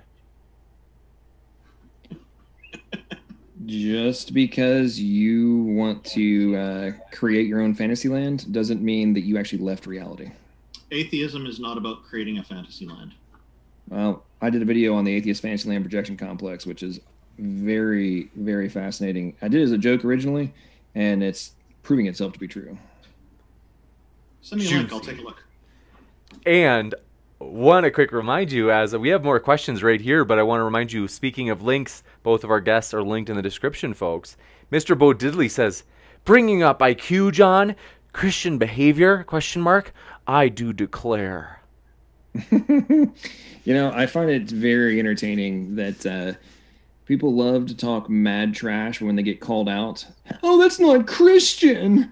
It's like, well, I apologize for you having lived in a soy boy environment where people let you get away with being a jackass, but that's not the world I live in. And if you can't hang, don't come and play. In other words, political correctness is not my master. Next up, True. Will Stewart says, John, so now you are in a position to judge the issue of my salvation? Are you claiming to be Jesus? So since we didn't talk about that or eternal ramifications and whatnot, I'm not really sure where they're coming from on that one. Are you just showing up late to the debate and like throwing in usual BS talking points? No, I think it's because earlier you answered a question and I was asking, is that person an atheist? You assume they're an atheist. And so I think that's the same person. I think that's what he's referring to. It is indeed. Okay, well, again, everything I said, the Calvinist. Just reiterate again. Gotcha. Yeah, and stop bad-mouthing my soy products, John. What's your deal? Next up, thank you very much for your question, Jason. You're not only on soy, James. I have so much soy. Nobody has more soy than me, believe me. Jay Pacific says, does John Maddox believe one can come to believe in God by research alone? If so, what is the purpose of the Holy Spirit in one's conviction? So do I think somebody can come to the belief in God through research alone? Yes, I do. Juicy. I think that's probably true. I think if people actually would take the time to go and use the resources that are at our fingertips in the modern era to go and look for the elements in relation to whether God does or does not exist, you have to willfully suspend rational thought, critical thinking, and the intellectual capacities we've been blessed with to not reach the conclusion that God exists. And judging from the talking points I hear over and over again from a lot of people on YouTube, as an example, it either comes from a willful refusal to go and do the research or a rejection of things they find because it does not fit with their desperation to avoid any macro level responsibility. Gotcha. And thank you very much for your question. Jay Mixon just came in last minute, says, Randolph is a great example of how to debate a gaming trichologist. I'm glad I mentioned Pascal's Gambit. Juicy. I don't know what a trichologist is. That one of the new slang words you guys use now? I'm guessing they're trying to say that John Maddox was being tricky in the debate. I don't know if I entirely agree with that. Juicy. This one comes in from Mr. Bodidley. Says, donating to Maddox's vasectomy and John's soy milk. Well, thank you for that. You're having a vasectomy? Congrats. I didn't know that. So, but yeah, we are, let's see. Did they say John's soy milk? You mean my soy milk? They must have meant me. But anyway, yes. No, I can assure you. I mean, John's not having a vasectomy. Are you? Okay. So, like, hold on 1 second. We had one last one come in.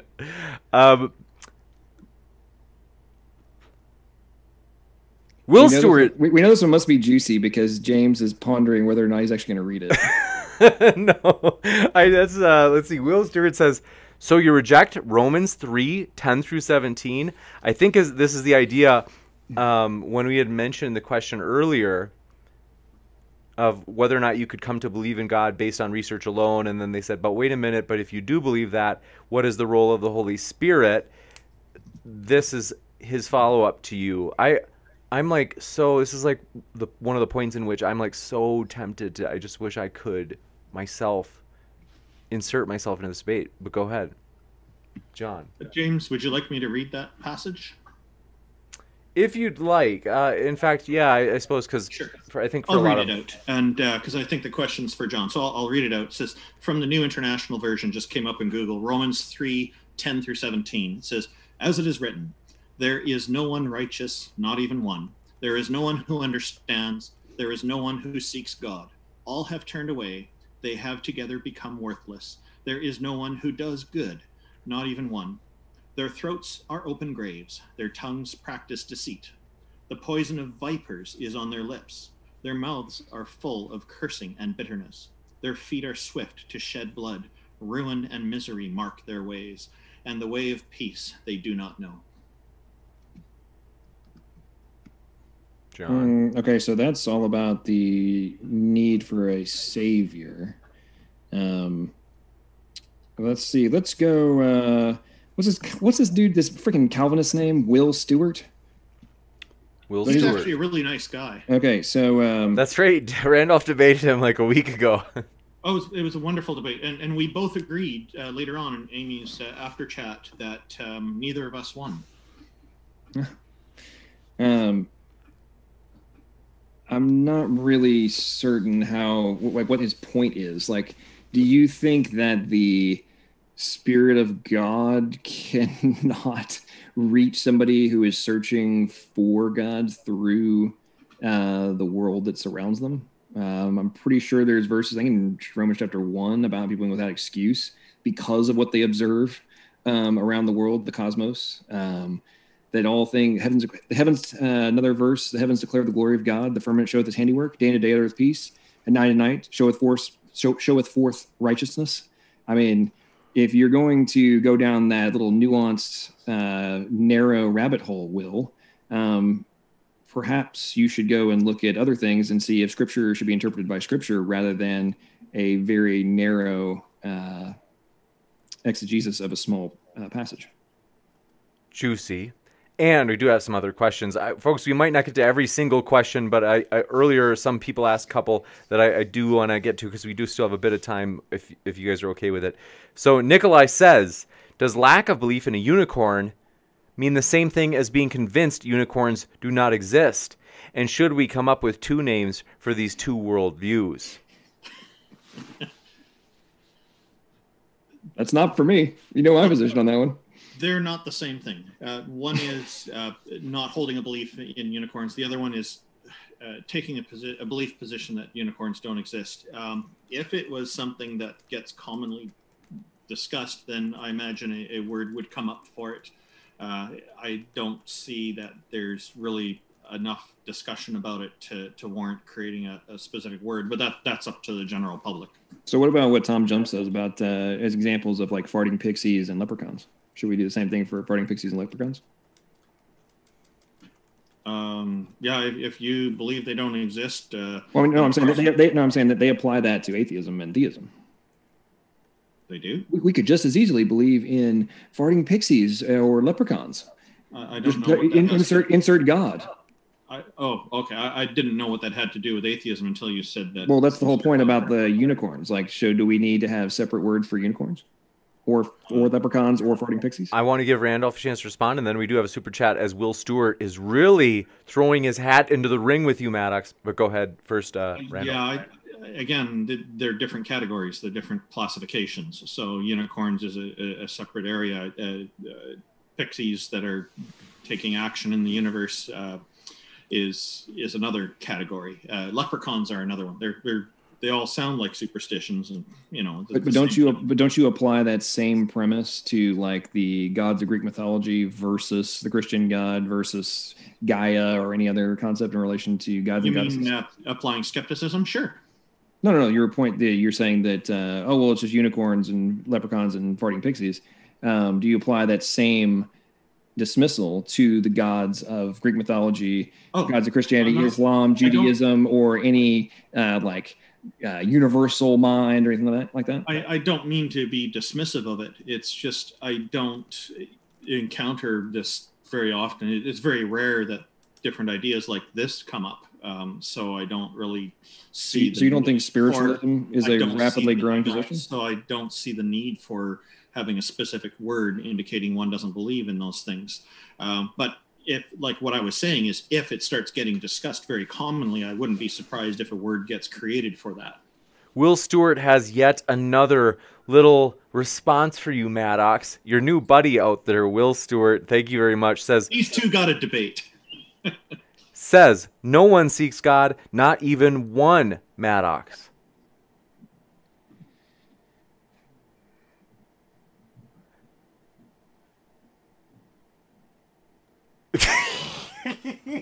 I think I would. John. I mean, Calvinism is quite possibly one of the stupidest demarcations that has come out, especially the hyper-Calvinist, which I'm guessing this clown show is. If he's all the way to that nobody seeks God, I mean, that's just ridiculous. That nobody seeks God whatsoever. Okay, we can go down that rabbit hole all day, buddy. I don't think it's very nice to call him a clown show. He's a real nice guy. I think he's quoting scripture, Maddox. Just we are on the same page for that, right? If he wants to claim that nobody has ever sought God, is that what he's stating? I can't remember what verse it is, but that's what he's quoting. Again, if you're going into, let's look at, if there is a verse that says that, let's look at context, because there's other verses I know beyond doubt that talk about man searching for God. So there's many Psalms that go into that concept. So if we want to go very hyper nuanced, very rigid interpretation of things, which is a very common tactic of Calvinists, we can, but I'm not here to debate a freaking Calvinist at 9:06 on Saturday night. If he wants to have an after show at some point, we can. I can't do it tonight because I got somewhere I got to be in like 35 minutes. Well, I've got news for you. Go ahead. I didn't mean to interrupt. Whatever. Good. He says in another super chat, that's what the Bible says, John. He keeps saying that. And by the way, Will, one of the reasons I've been being such a jackass to you is because I picked up on the fact that you were doing super chats, and I was actually helping James make money. So you're welcome, James. Yeah, I'm sure that's what it was. But thank you very much for your. Let's see. James Grobe says, "Oh, well, since I've had 99% of the super chats, I guess I think I have been somewhat influential." Go ahead. Next up, Top Dog Shattuck. Don't worry, John. You get all the credit. Next, Top Dog Shattuck says, "Is it better?" I can't deal with Top Dog, man. That guy is a weird. Are you guys buddies? He's been on my show many times. I've watched. He's always on Speed of Pudding's channel. It's wow. He's a character. He's a character. What's he saying? He says, "Maddox, is it better to be an honest, rational human being than claiming a label? Atheism will come naturally." I don't even know what that means. I think I'll say atheism is the natural, the null default, the null hypothesis default. We're not believing in deities. It's something we either create a deity in our own imagination, or mostly I think we learn it from others. And then, okay. So how is it the null hypothesis if it's actually the common position? I told you earlier in the debate that I actually don't generally consider it a position, although atheism can be held as a position if people want to have. So you just said it's the null hypothesis, and that it's the natural one. That's the default. Yeah. So that's a default. So right. So you are saying that it's a position. So if I don't hold a belief in something, it is a position if I have some justification for that. But if I don't have justification for not believing, then it's not necessarily. It can just be like a class. So you do you or do you not have? So do you or do you not have justification for your current atheist position?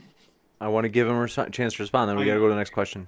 I don't consider that a justification is necessary to not believe in deities. So again, you don't actually go and research whether or not there is evidence for it.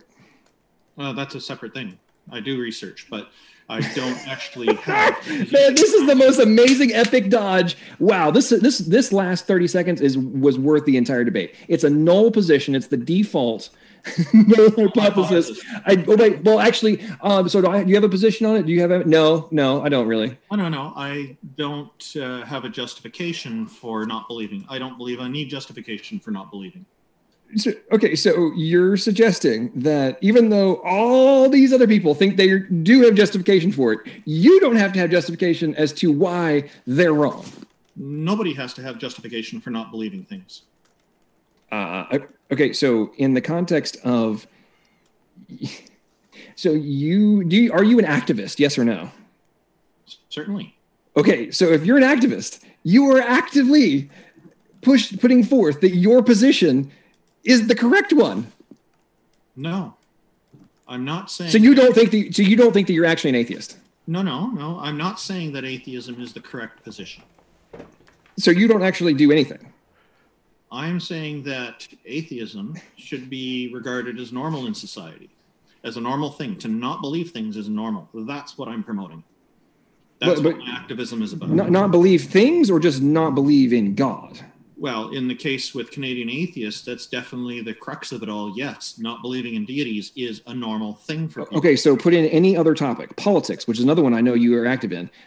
Do you take a formal position in politics? Oh, wait. Oh, you do, because it's delineated on your website. So do you take formal positions as an activist? Take active positions in politics. So you should take, so you think that if you have a position, you should take action and have justification for your position in politics. I choose to take a position in politics, but this is off topic here. We are going to. We have on the same website. We have many questions. How many more questions? I know you're a huge fan of Randolph's website, but we do have more questions. So thanks for looking at my website, by the way. Yeah. You're a huge student of your work. That so Maddox have, is. So it's your position that you have to have. Do not mute me. Hold if you on. mute me, if you mute me, I'm not coming on here. Maddox. James, shut up. Listen. No. Maddox. Don't make me do it. Maddox. Seriously. You're being very rude, okay? Maddox, you have to trust me. Listen, Maddox, no, we are going to the next question. You have to stop being rude. We have lots of questions. Nephilim Free, your buddy, is asking a question, Maddox. Okay, I'm dead serious. Nephilim Free says, semiotics employs symbolism, is a property of language, immaterial, and can't be produced by material processes. It could not exist if atheist physical materialism were true. Therefore, atheism is not true. Atheism isn't a proposition that can be regarded as true or false. It's a classification of not believing in deities. So that is a non sequitur. Juicy. Nephilim Free, I think Nephilim Free would like a debate with Randolph. That, folks, would you like to see that? I mean, Randolph, I don't know. What do you think? Depends on the topic. We can deal with that later on. Gotcha. Juicy. I have no objection to debating Nephilim Free. It just depends on what the topic is. Ew, well, it's going to be juicy, I'll tell you that. And would you be up for like a fun one? Like, did dinosaurs walk with man? Sure. That's a juicy one. And it depends. We'll figure it out offline. James Grobe says 350 watching and only 42 likes. He must have been a while since James refreshed his page. We're over that now, but yes, please do hit like if you want to help. That it means a lot, folks. Maddox, they also say Maddox equals noob, like noob Cybot, and they say thanks, James. Thank you for your kind words, James. Maddox, is noob like short for noob Cybot, or is that an insult? Newbie means like a new user. Oh.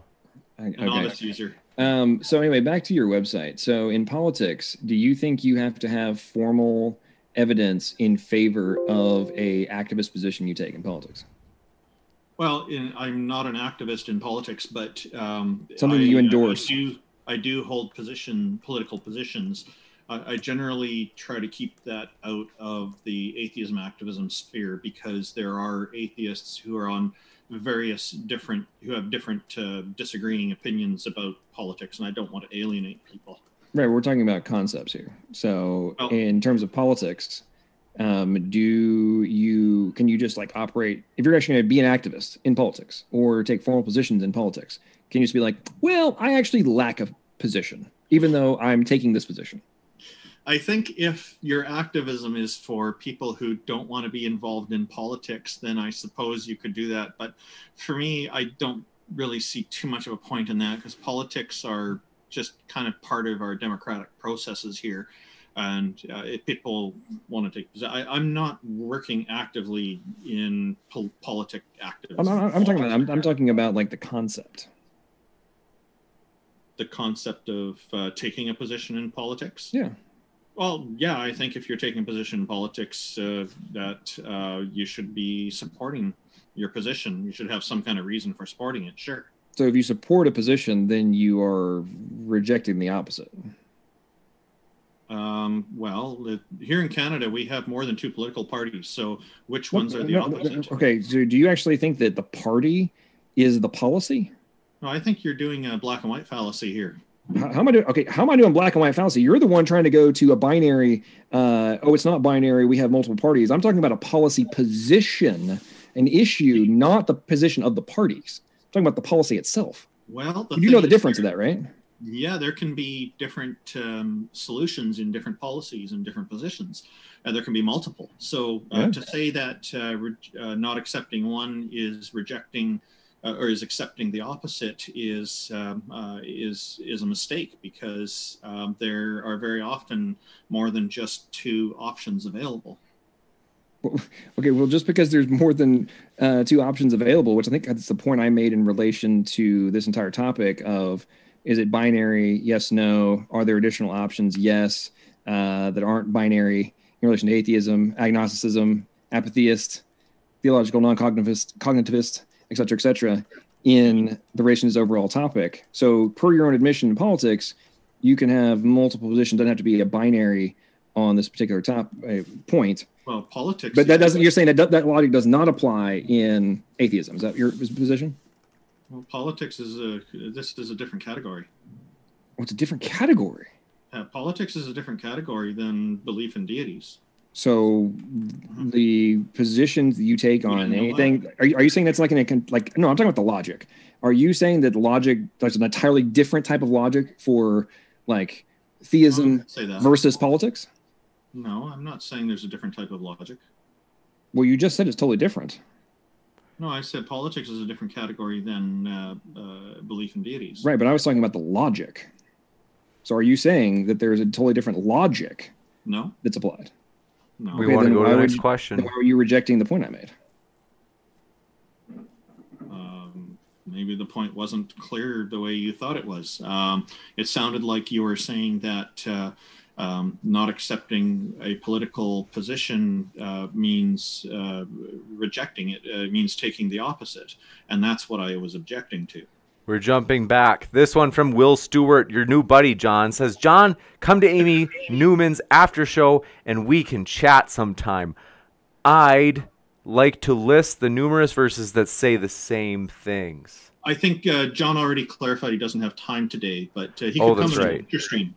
Am I right? James, I have 12 more minutes I can be on. You got it. EndoXD says, if intelligent design is a thing, why is there... Okay, that's nasty. Please. Brian F. says... Hey, read it. It's gross. Read it. John, seriously, it's nasty. Is it the one about, like, multiple, like... Then why is there hair on my orifice? You like that, don't you? Okay, so... yeah, look at you. You're as happy as a clam now. Okay. Go ahead, answer if you want. Well, he wanted the question read, so maybe he should answer it. Well, I believe, actually, that there has, if he's talking about his a-hole, then there's actually been studies about that in terms of existing out in non-protected areas, shall we say. There can actually be benefits. Same thing with the hair on the other side of your body. So a lot of these arguments that people make don't recognize that in specific conditions, they're actually a dramatic advantage versus a disadvantage.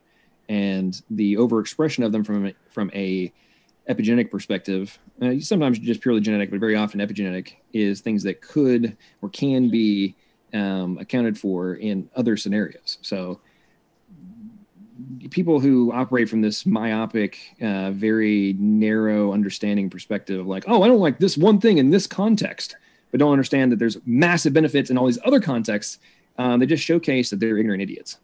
Continue. Next, this one coming in from Brian F. says, the gospel to Calvinists is hope that God picks you. Me? No. They're jabbing at the Calvinists who think that the only people that have any potential of being saved are the ones that were preordained by God. Everybody else is screwed because God actually doesn't care. He's a very elitist entity that only allows a certain number of folks to be have the opportunity for salvation. They very often either unaware of or reject the premise of the sin offering versus the payment for sins, or paying for your individual sins versus being the sin offering. It's amazing how that is misinterpreted. Gotcha. And thank you very much for your question. Jungle Jargon, I know that you asked this earlier. I'm assuming that this is a sincere question because we are over our normal time. So I'm assuming you're not trolling.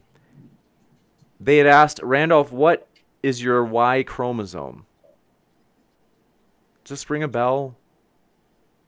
You know what he means? It sounds like a question about biology. I don't have a strong point in biology. So I think like there's XY chromosomes and XX chromosomes. I certainly have the male version of XY, I guess. Gotcha. What Jungle's asking is, I know Jungle's asking, specifically why is the male, and in relation to the world is basically split up into what appears to be the Y chromosome descendants of Noah's sons. So people like the different subgroups of the world all tailor back down into that subset or to those sources. So it's a question about incest, basically. Gotcha. And thank you. If that's your response, wow, you need to go do some research. Well, the idea that we all came from one person or one family does sound incestual. So the idea that we all come from a universal common ancestor doesn't? If they're from different families, no. No. Okay, so I'm assuming you've never actually researched abiogenesis nor evolution. Well, I just stated that biology and evolution are not my strong point. So again, another example of something that you haven't actually researched in relation to your position as an atheist. So how much time do I have right now to research this to answer Jungle Jargon's question? Well, I mean, you've been being an atheist activist for what, 20 years? Sure. So in 20, okay. Well, I was being. Oh yeah, no. So more than. So you've had 30 years. Okay. And why should so you've had 30 years and you haven't actually. Hold on, you have to actually let him finish, John. Why should I be required to research evolution because I'm an atheist? I'd like to know what the connection there is. We must move. So if an intelligent agent that existed prior to the existence of life was necessary, would that not negate, at least locally, atheism?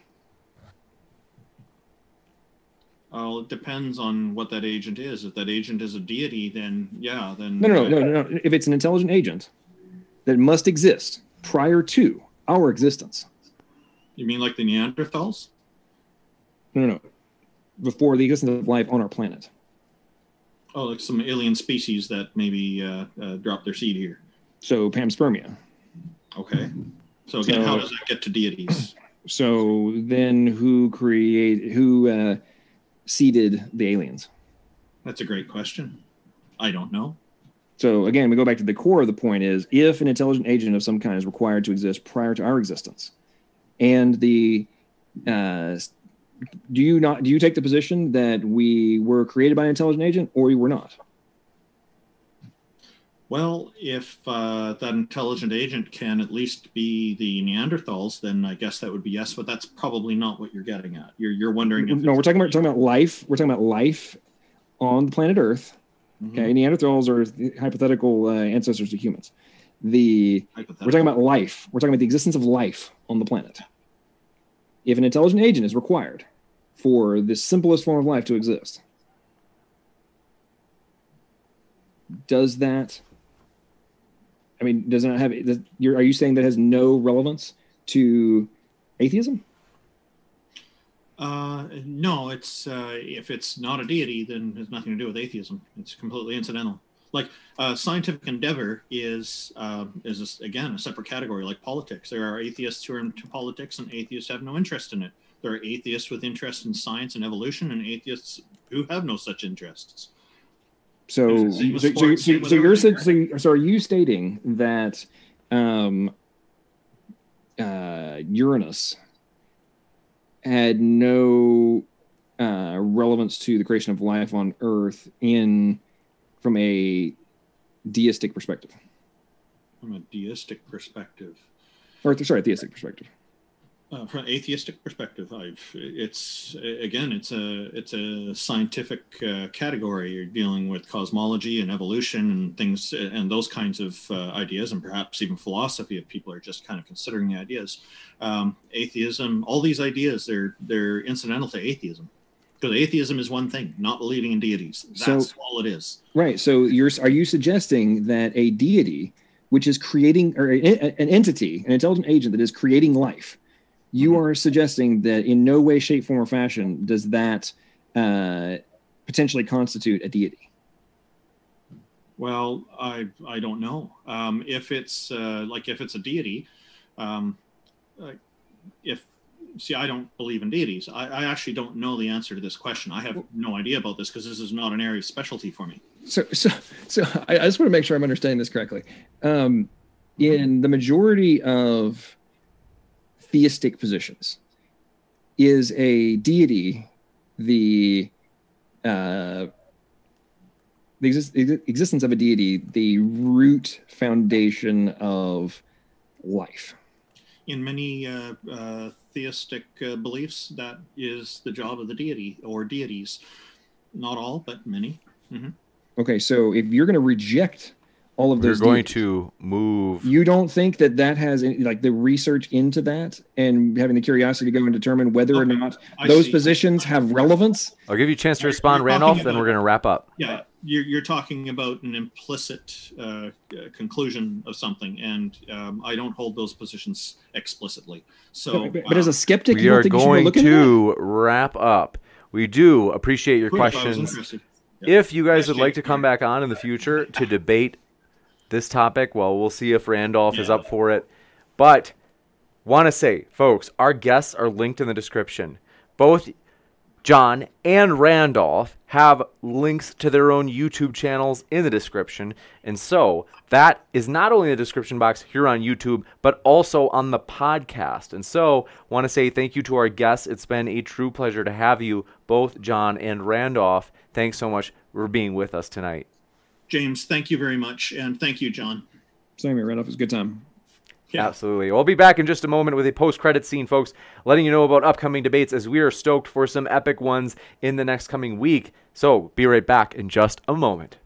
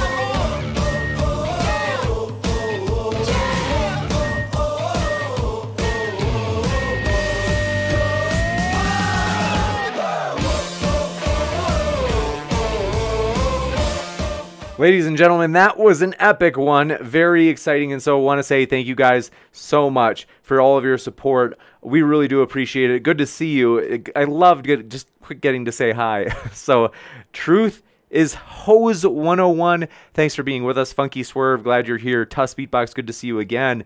Sith, glad you're here, as well as King 101. Thanks for being with us. And Spicy Roads, glad you're here, Spicy. And also, thanks for your kind words. Paul Nordahl says, thank you for another entertaining evening. Sending positive vibes your way. Take care, everyone. Thanks so much, Paul. We appreciate that. Let me know if it's pronounced Paul. John Pelosi, thanks for being with us. Glad you are here. And JG, glad you're with us. Skywatcher, good to see you. Sigma Any, good to see you again. And then also, Word on Rings, glad you are here, Word on Strings. And also, Bollynax, thanks for being with us. Randolf Richardson, thanks for your patience. I know I just ghosted you guys. So sorry. I hate interrupting conversations like at parties and stuff. Like, I'm always like, I just ghost people instead. But yeah, so thanks, Randolph, for your patience. I really do appreciate you being on here, and John as well. And so, folks, I want to remind you, our guests are linked in the description. We really do appreciate them. And so, thanks again, Randolph. And Clinton Rosh, good to see you. Did I pronounce it right? Let me know. Farron Salas, good to see you again. Thanks for coming by. And Will Stewart, thanks for being with me being with us, said you got to get me on with John Maddox. That could be a juicy one. And Chris Gammon, good to see you. Chris, are you Chris from Dallas? Chris Gammon? Realist, thanks for being with us. We're glad you're here. And thanks, LR, for being with us. Ask, are you a vegan? I'm not actually a vegan. However, I do have great sympathy for the vegan arguments. And so that's one way to put it. Likely a zombie, thanks for being with us. Titan Uranus. Oh, gosh, I just realized what it means. Thanks for being with us. And thank you so much. We are glad you were here, Apricot Sloth. Good to see you. As well as Nikolai, thanks for being with us. Sideshow Nav, good to see you again. Says, real challenge in moderating tonight. Great job. Thanks for your kind words. That means a lot, Sideshow Nav. And let's see. But yeah, we also, Urshman, good to see you. And Michael H., glad you are here. And it was a juicy one, King 101. I think you're right about that. Will Stewart says, I guess he didn't realize that I'm a regular super chatter. Yeah, I was like surprised that he hasn't seen you by now. And then you've been on to debate as well. I don't know. But Mr. Bo Diddley, thanks for being with us, says, beta! And yes, you guys, Taliesin Overlander, good to see you again. Thanks so much. And it's true. Hit that like or dislike in order to express yourself. Get it off your chest. And Chris Gammon, it was you. You're Chris. Okay, I'm connecting a name to a face, you could say, as it was good to see you this morning, buddy. Thanks for hanging out. And let's see, Megan Satanis, good to see you. Dave Langer, thanks for being with us. Oh, I'm jumping over to the Twitch chat in a sec. James Grobe, thanks for hanging out with us. Fox Sushi, glad you're here. And yeah, you guys, we are pumped though, as you guys, this is going to be epic. You don't want to miss this. We're just loving the fact that Erica, YouTube's favorite daughter, right here. You can see her here. She's going to be debating Mr. Batman on Wednesday. Oh, no. Oh, I put the wrong date. I put Monday. So sorry about that, Erica. They're going to be debating on Wednesday, actually. So, sorry, brain fog. But that's going to be epic, folks. So if you have not yet hit that subscribe button, well, do hit that subscribe button and that notification bell so you can see Erica and Mr. Batman live next week. That's going to be a blast, you guys. So we're really excited about that. And Nicholas of House Strode, I see you in the Twitch chat, my friend. Thanks for being with us. Brooke Sparrow, good to see you. And Top Potzel, thanks for being with us. And thanks again for your help with our emotes in the Twitch universe. And yes, poor Lucy, good to see you there. And yeah, I love it that we have Twitch. People are enjoying the Twitch and that it's growing. And so I'm glad that's useful to people. And thanks everybody for helping us get the Twitch going. Like Dave Langer helped us big time. And so thanks for that. Joseph Turcott, thanks for being with us. And let's see here. Am I behind? I am catching up with the chat. Fox Sushi, glad you were here. And yeah, good to see you again. Always looking out for that fake sushi. And Apricot Smith, thanks for your kind words. Says you have an addicting show. I'm so glad it's that enjoyable. That's encouraging. And Getsa Gibbons says, James, I am getting flack for the Mr. Batman debate. Can you hire me a PR squad? I know, you're right, Erica. You're going to get, a lot of people are going to be like, you shouldn't even do it. You know, it's a bad idea. Believe me, I really think you should. We explained it, you guys. I told the story last night about adventure. Erica, trust me. So says, no one asked me why I agreed. I am. Trust me, it's going to be worth it, Erica. Not taking questions at this time. Sorry, hit enter too early. Yeah, trust me, it's going to be tremendous. You don't want to miss that. Erica and Mr. Batman. Grumbler, thanks for being with us. Good to see you. And yeah, you guys, we're pumped for the future, though. And so, again, Randolph, I'm so sorry for ghosting you. I wasn't trying to be rude. It was just kind of like a goof. But I thank you for your kindness. And so, but yeah, we are pumped. And we are just excited about upcoming debates. In addition, so Erica and Mr. Batman on Wednesday. Monday, Skylar Fiction and Will, who was harassing John in the Super Chats tonight, they will be debating on Monday on Calvinism. Then Tuesday, oh, you guys, Tuesday is going to be a controversial topic. That's for sure. Now, I do want to remind you guys, even in the post-credit scene, please do remember to attack arguments rather than the people. We really do want to change our culture in that positive direction, as we do want guests we do want them to feel welcome. And so the same way that, I called out people who were harassing Matt Dillahunty that one night, and I said, hey, we do want you to try to attack the arguments rather than the guest. Same thing, we do want that for every speaker, and so that's how we as a debate channel work. And so, in other words, like if speakers are like, man, I don't feel like you treat me well, and people in the chat are saying this and that, then they don't come back. And so we do want to show them our respect and our appreciation. And so we do have to be consistent with that. And so thanks, Randolph, who said, no worries, James, I really like that you're hosting these debates. You're contributing to the, quote, free exchange of ideas, unquote, which is always a great thing to do. Thanks for your kind words, Randolph. Seriously, that means a lot. And so I think it is fair. Mr. Bo Diddley, if they attack you explicitly, then I actually would say, like, I don't care. I don't mind if you then come back at them. I can't really complain about you coming back at them. But are they, like, explicitly addressing you, or are they, like, I don't know, like sometimes it's like, well, if they assert their view, they're asserting that implies I'm wrong, so I'm insulted. I'm like, if it's stuff like that. But Praise I Am says Romans 3 is talking about all those who live under the law rather than grace. Gotcha. And so we are excited, though. The super STRAIGHT debate is coming up this Tuesday with Tom Jump and Jangles. So that is going to be epic. You guys, you don't want to miss them. And so we really are excited for you guys. And so you don't want to miss it, you guys. Erica, that's right. Erica, I don't see Erica spelled with a K that often. Erica, are you German? Let's see. Manic Panda says, I like how you put the format and durations up at the beginning of the debate. It's good improvement to the opening routine. Thanks for that. I appreciate that support. Mr. Bo Diddley said, thanks, Mang. Is that, yeah, basically we do want it to be the case that we don't want everybody like waiting where they're like, this is like, why am I waiting through all this introduction stuff? And so that's why now we're trying to encourage, like, instead of telling people immediately at the start of the video, like, hey, hit that subscribe button for reminders of future epic debates.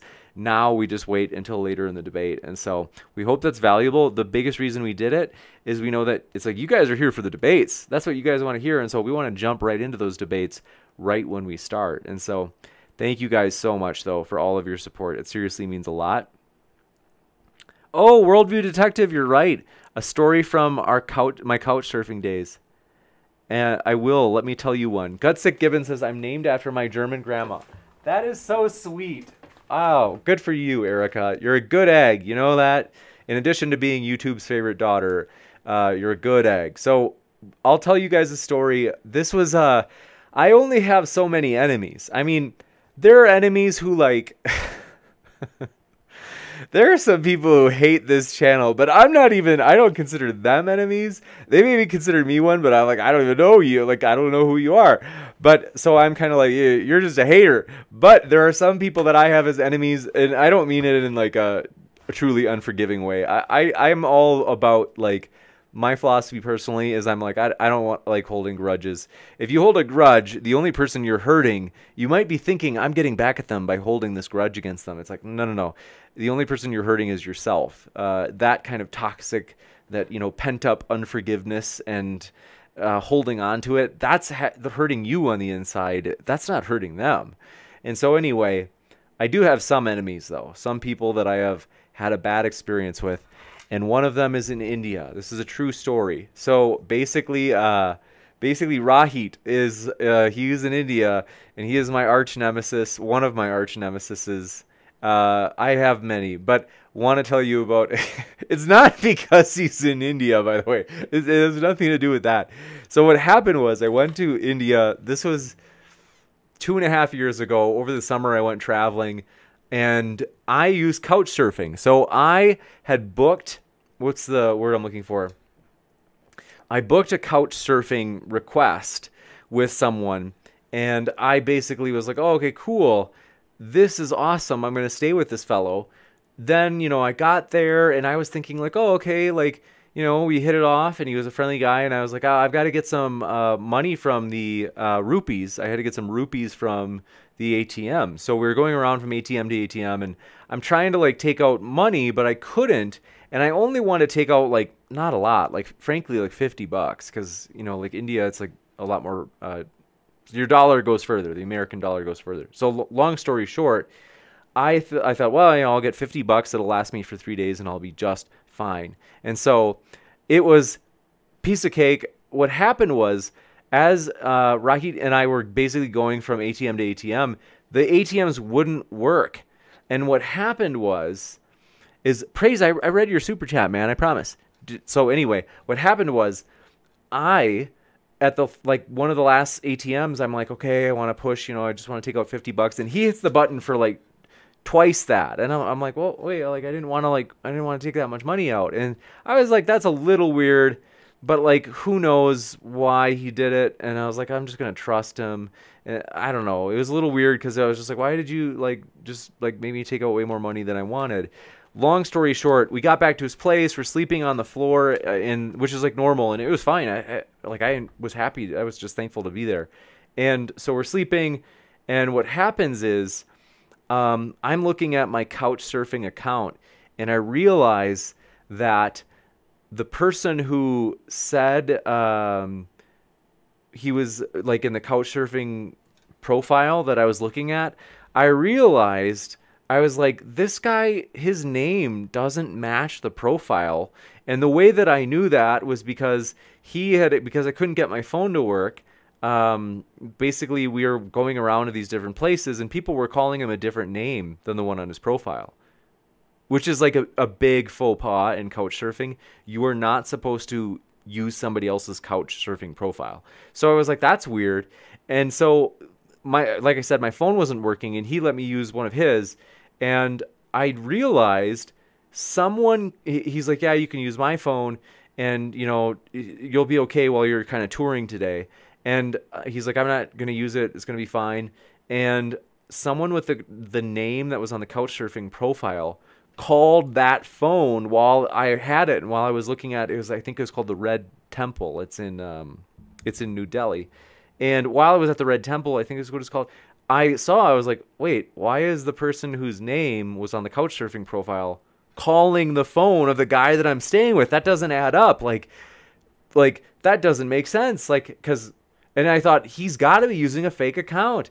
And so what happened was, I was thinking, this guy looks sketchy. And so it's just against the couch surfing rules. You cannot use somebody else's account. It's against the rules. And so I was already kind of weird. I was like, why do you want me to take out so much more money from the ATM? And so, you know, I got back there and I told him, I was like, I've got to go. I was like, I've got an emergency. And I was like, I've got to go to the hospital, or not the hospital, the airport. And he's like, why? And I was like, it's just it's a family emergency. I must go. And there was actually like a small family emergency. It wasn't like, I wasn't actually going to fly home. I was going to go to the airport and then try to find a new place. So basically, no joke, I actually really did go to the airport. But what happened was, I was like freaked out, and I was like, oh gosh, this is bad. Long story short, I was super panicked, and I left. And I only realized, I think it was the next morning after I moved into a hostel. So I found a hostel after I went to the airport, and I realized I left my phone. So I had like a cruddy phone that was like barely hanging together, and then I had my good phone, which I left at this fellow's place. And I was like, oh no. I was like, I can't. I was like, what am I gonna do now? Tell him like, oh, I tried to fly home, but what am I gonna tell him? Like, why would I go to the airport and still be here to come get my phone? And so I was like, hey, I need to get my phone. And he's like, oh, I see. He's like, you're still here. And he's like, you lied to me. You're not getting your phone. And I was like, wait. I was like, listen, let me explain. And so he was like triggered, and he is saying, no, you're not going to get your phone. Like, that's the end of it. And, you know, you've dishonored me. And I said, listen, you were using a fake account. That's why I left. And I said it was an emergency. Like, you duped me. And so what happened was, I was thinking like, man, this guy tricked me. And long story short, I told him, I said, listen, I don't want to do this, but I'll do it if I have to. I said, you know, after trying to talk to him and saying, you know, let's meet and you can hand over the phone. we met. We were supposed to meet, but he backed out, and it seemed like, and it sounded like he was like backing out permanently. And I said, listen, okay, fine. If you're gonna play games, like I'm gonna tell the police you have my phone. Like you have my phone, and you can't do this. This isn't fair. And he freaked out, and he was like just cussing and swearing, and he's like, you'll never see your phone again. And he's like, you've brought dishonor to me, and you're terrible, and blah blah blah. And I was like, you know what? You are the one that did something wrong to me. You were using a fake profile. And what happened was, after threatening to call the police, though, like a day later, he's like, okay, I'll give you the phone. Like, don't call the police. And I was like, okay. So we met.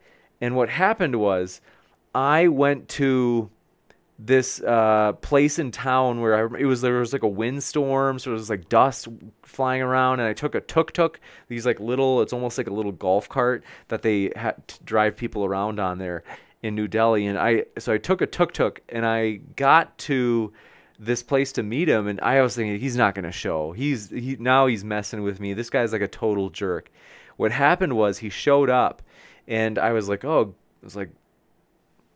wasn't sure if you were going to come. I'm glad you came. And he handed me the phone, and I go, so anyway, good luck. And I was about to leave, and he's like, the reason I got so mad is like, you pushed me, man. Like, you pushed me. And I was like, what are you talking about? And he was like, you said you were going to call the police, and I was angry. And he's like, you can't do that. And I was like, you were saying you were going to steal my phone. And, and he goes, you don't understand. When you push me, he's like, one time somebody pushed me in the past, and we were together, and when he pushed me and he got me angry, I shot him in the leg. And I was like, oh my gosh, are you serious? And he's like, I just get angry sometimes. And I was like, what is going on? And I was like, well, just, no hard feelings. And so that was the last I'd ever seen of it. I was like, oh wait, you know what it was? I asked him, I said, because this is a public place, so I figured he's probably not going to murder me here. So I said, after he told me he shot someone, I said, why do you have this account? This isn't your account. Like, you can't do that. That's against the rules.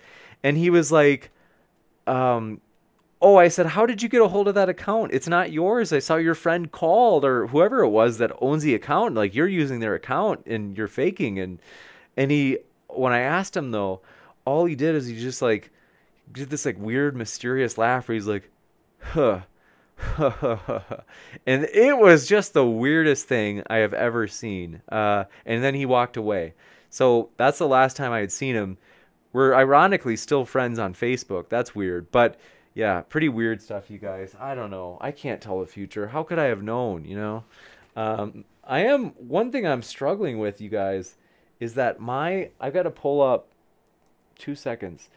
I am not able to see the chat. My internet has disconnected. So bear with me. The stream will freeze a little bit, but I've got to just check in on the chat and say goodbye to you guys because my internet is just wrecking. It's really bad right now. So yeah, where is this? There we go. Okay, thanks for your patience, folks. Very embarrassing.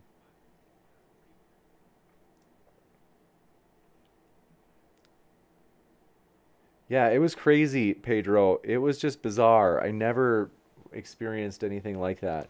And so, well, I was, I took it serious when he said I shot someone. I was like, whoa, wait, what? But I couldn't help but ask. And it was like, as he was about to leave, I was like, wait, how is it that you got a hold of this account? Because you're not supposed to do that. And so, yeah, Cheryl's right. Great vacation. David Druid says, James will always remind me of the late, great Cliff Simon. I don't know who that is. I got to figure that out. But yeah, no, that's a true story. And I was like, so that was crazy. Thanks for Clinton Ross for your kind words. If I'm ever stranded in central Minnesota, I'd love to see you. Thanks, buddy. Appreciate that. And so, yeah, it was weird, man. Yeah, James Librato, I agree. When he was like, hey, get more money out of this ATM, I was like, that's pretty weird. Yeah, it was like, that was, yeah, you could call it Rickrolling, Fair and Salas. That's true. And you're right. Spicy Roads, $12. I mean, the hostel I stayed at was $8 a night. I mean, $8 is phenomenal. So That was great. I loved it. And yeah, man, it was crazy. Shadow Griffin, thanks for being with us. Glad you're here, my friend. And so, yeah, I do encourage you. That, Erica, that story is why you should debate Mr. Batman, is we all need a little adventure. And so, thank you so much. But Worldview Detective says, how many more stories do you have? I do have more stories. So, like, for real, there are some, like, other ones that are pretty, like, weird. Or, it's like, I've got to tell you about the guy in Houston sometime. You guys, seriously, that would seriously be the weirdest thing ever. And so, but yeah, remind me sometime about that. It's a funny one. And so thank you for being with us. So James Librato, you're right. Honor is a strange thing. Thanks, Clinton Rosh. I am okay, and I'm thankful for it. And then Sigma Any, you're right. This is the glowing. This is why I'm always so happy. Is like things could be worse. I've been in worse places. So Brooke Chavez, thanks for hanging out with us. And Answers in Atheism says, come on over after the debate to see Speed of Pudding in the gang. Thanks for hanging out with us and being here with us. And so, yeah, thank you for your kind words. Farron says, we're glad you're okay. That could have turned into a bathtub without a kidney debacle. That's true. Those are the worst debacles. And so, thank you for hanging out with us, though. And so, thanks, Shadow Griffin, for your kind words. It's a fun story for me to tell. I'm glad that it never went bad and that it's all right. And so we're thankful. And so, but yeah, we'll do more stories in the future. It's fun. So yeah, you guys seriously, you make it fun. Thanks for your love and support. I love you guys, seriously. It's honestly, it means a lot. And so, yeah, I appreciate you guys. Thanks for supporting the vision. Namely, we want to host fair debates on a level playing field, a neutral platform, so everybody has their chance to make their case on that level playing field. And so if you buy into the vision, if you are like, hey, that sounds good to me, well, you're in the right place, my friends. Thanks so much for all your support. We love you guys. I hope you have a great night. Thanks so much for always being fun. And so we will see you next time. We'll be back Monday with a debate, as well as Tuesday, Wednesday, and Friday. And you guys, it's going to be epic. So thank you guys for all your love and support. Love you guys, and keep sifting out the reasonable from the unreasonable.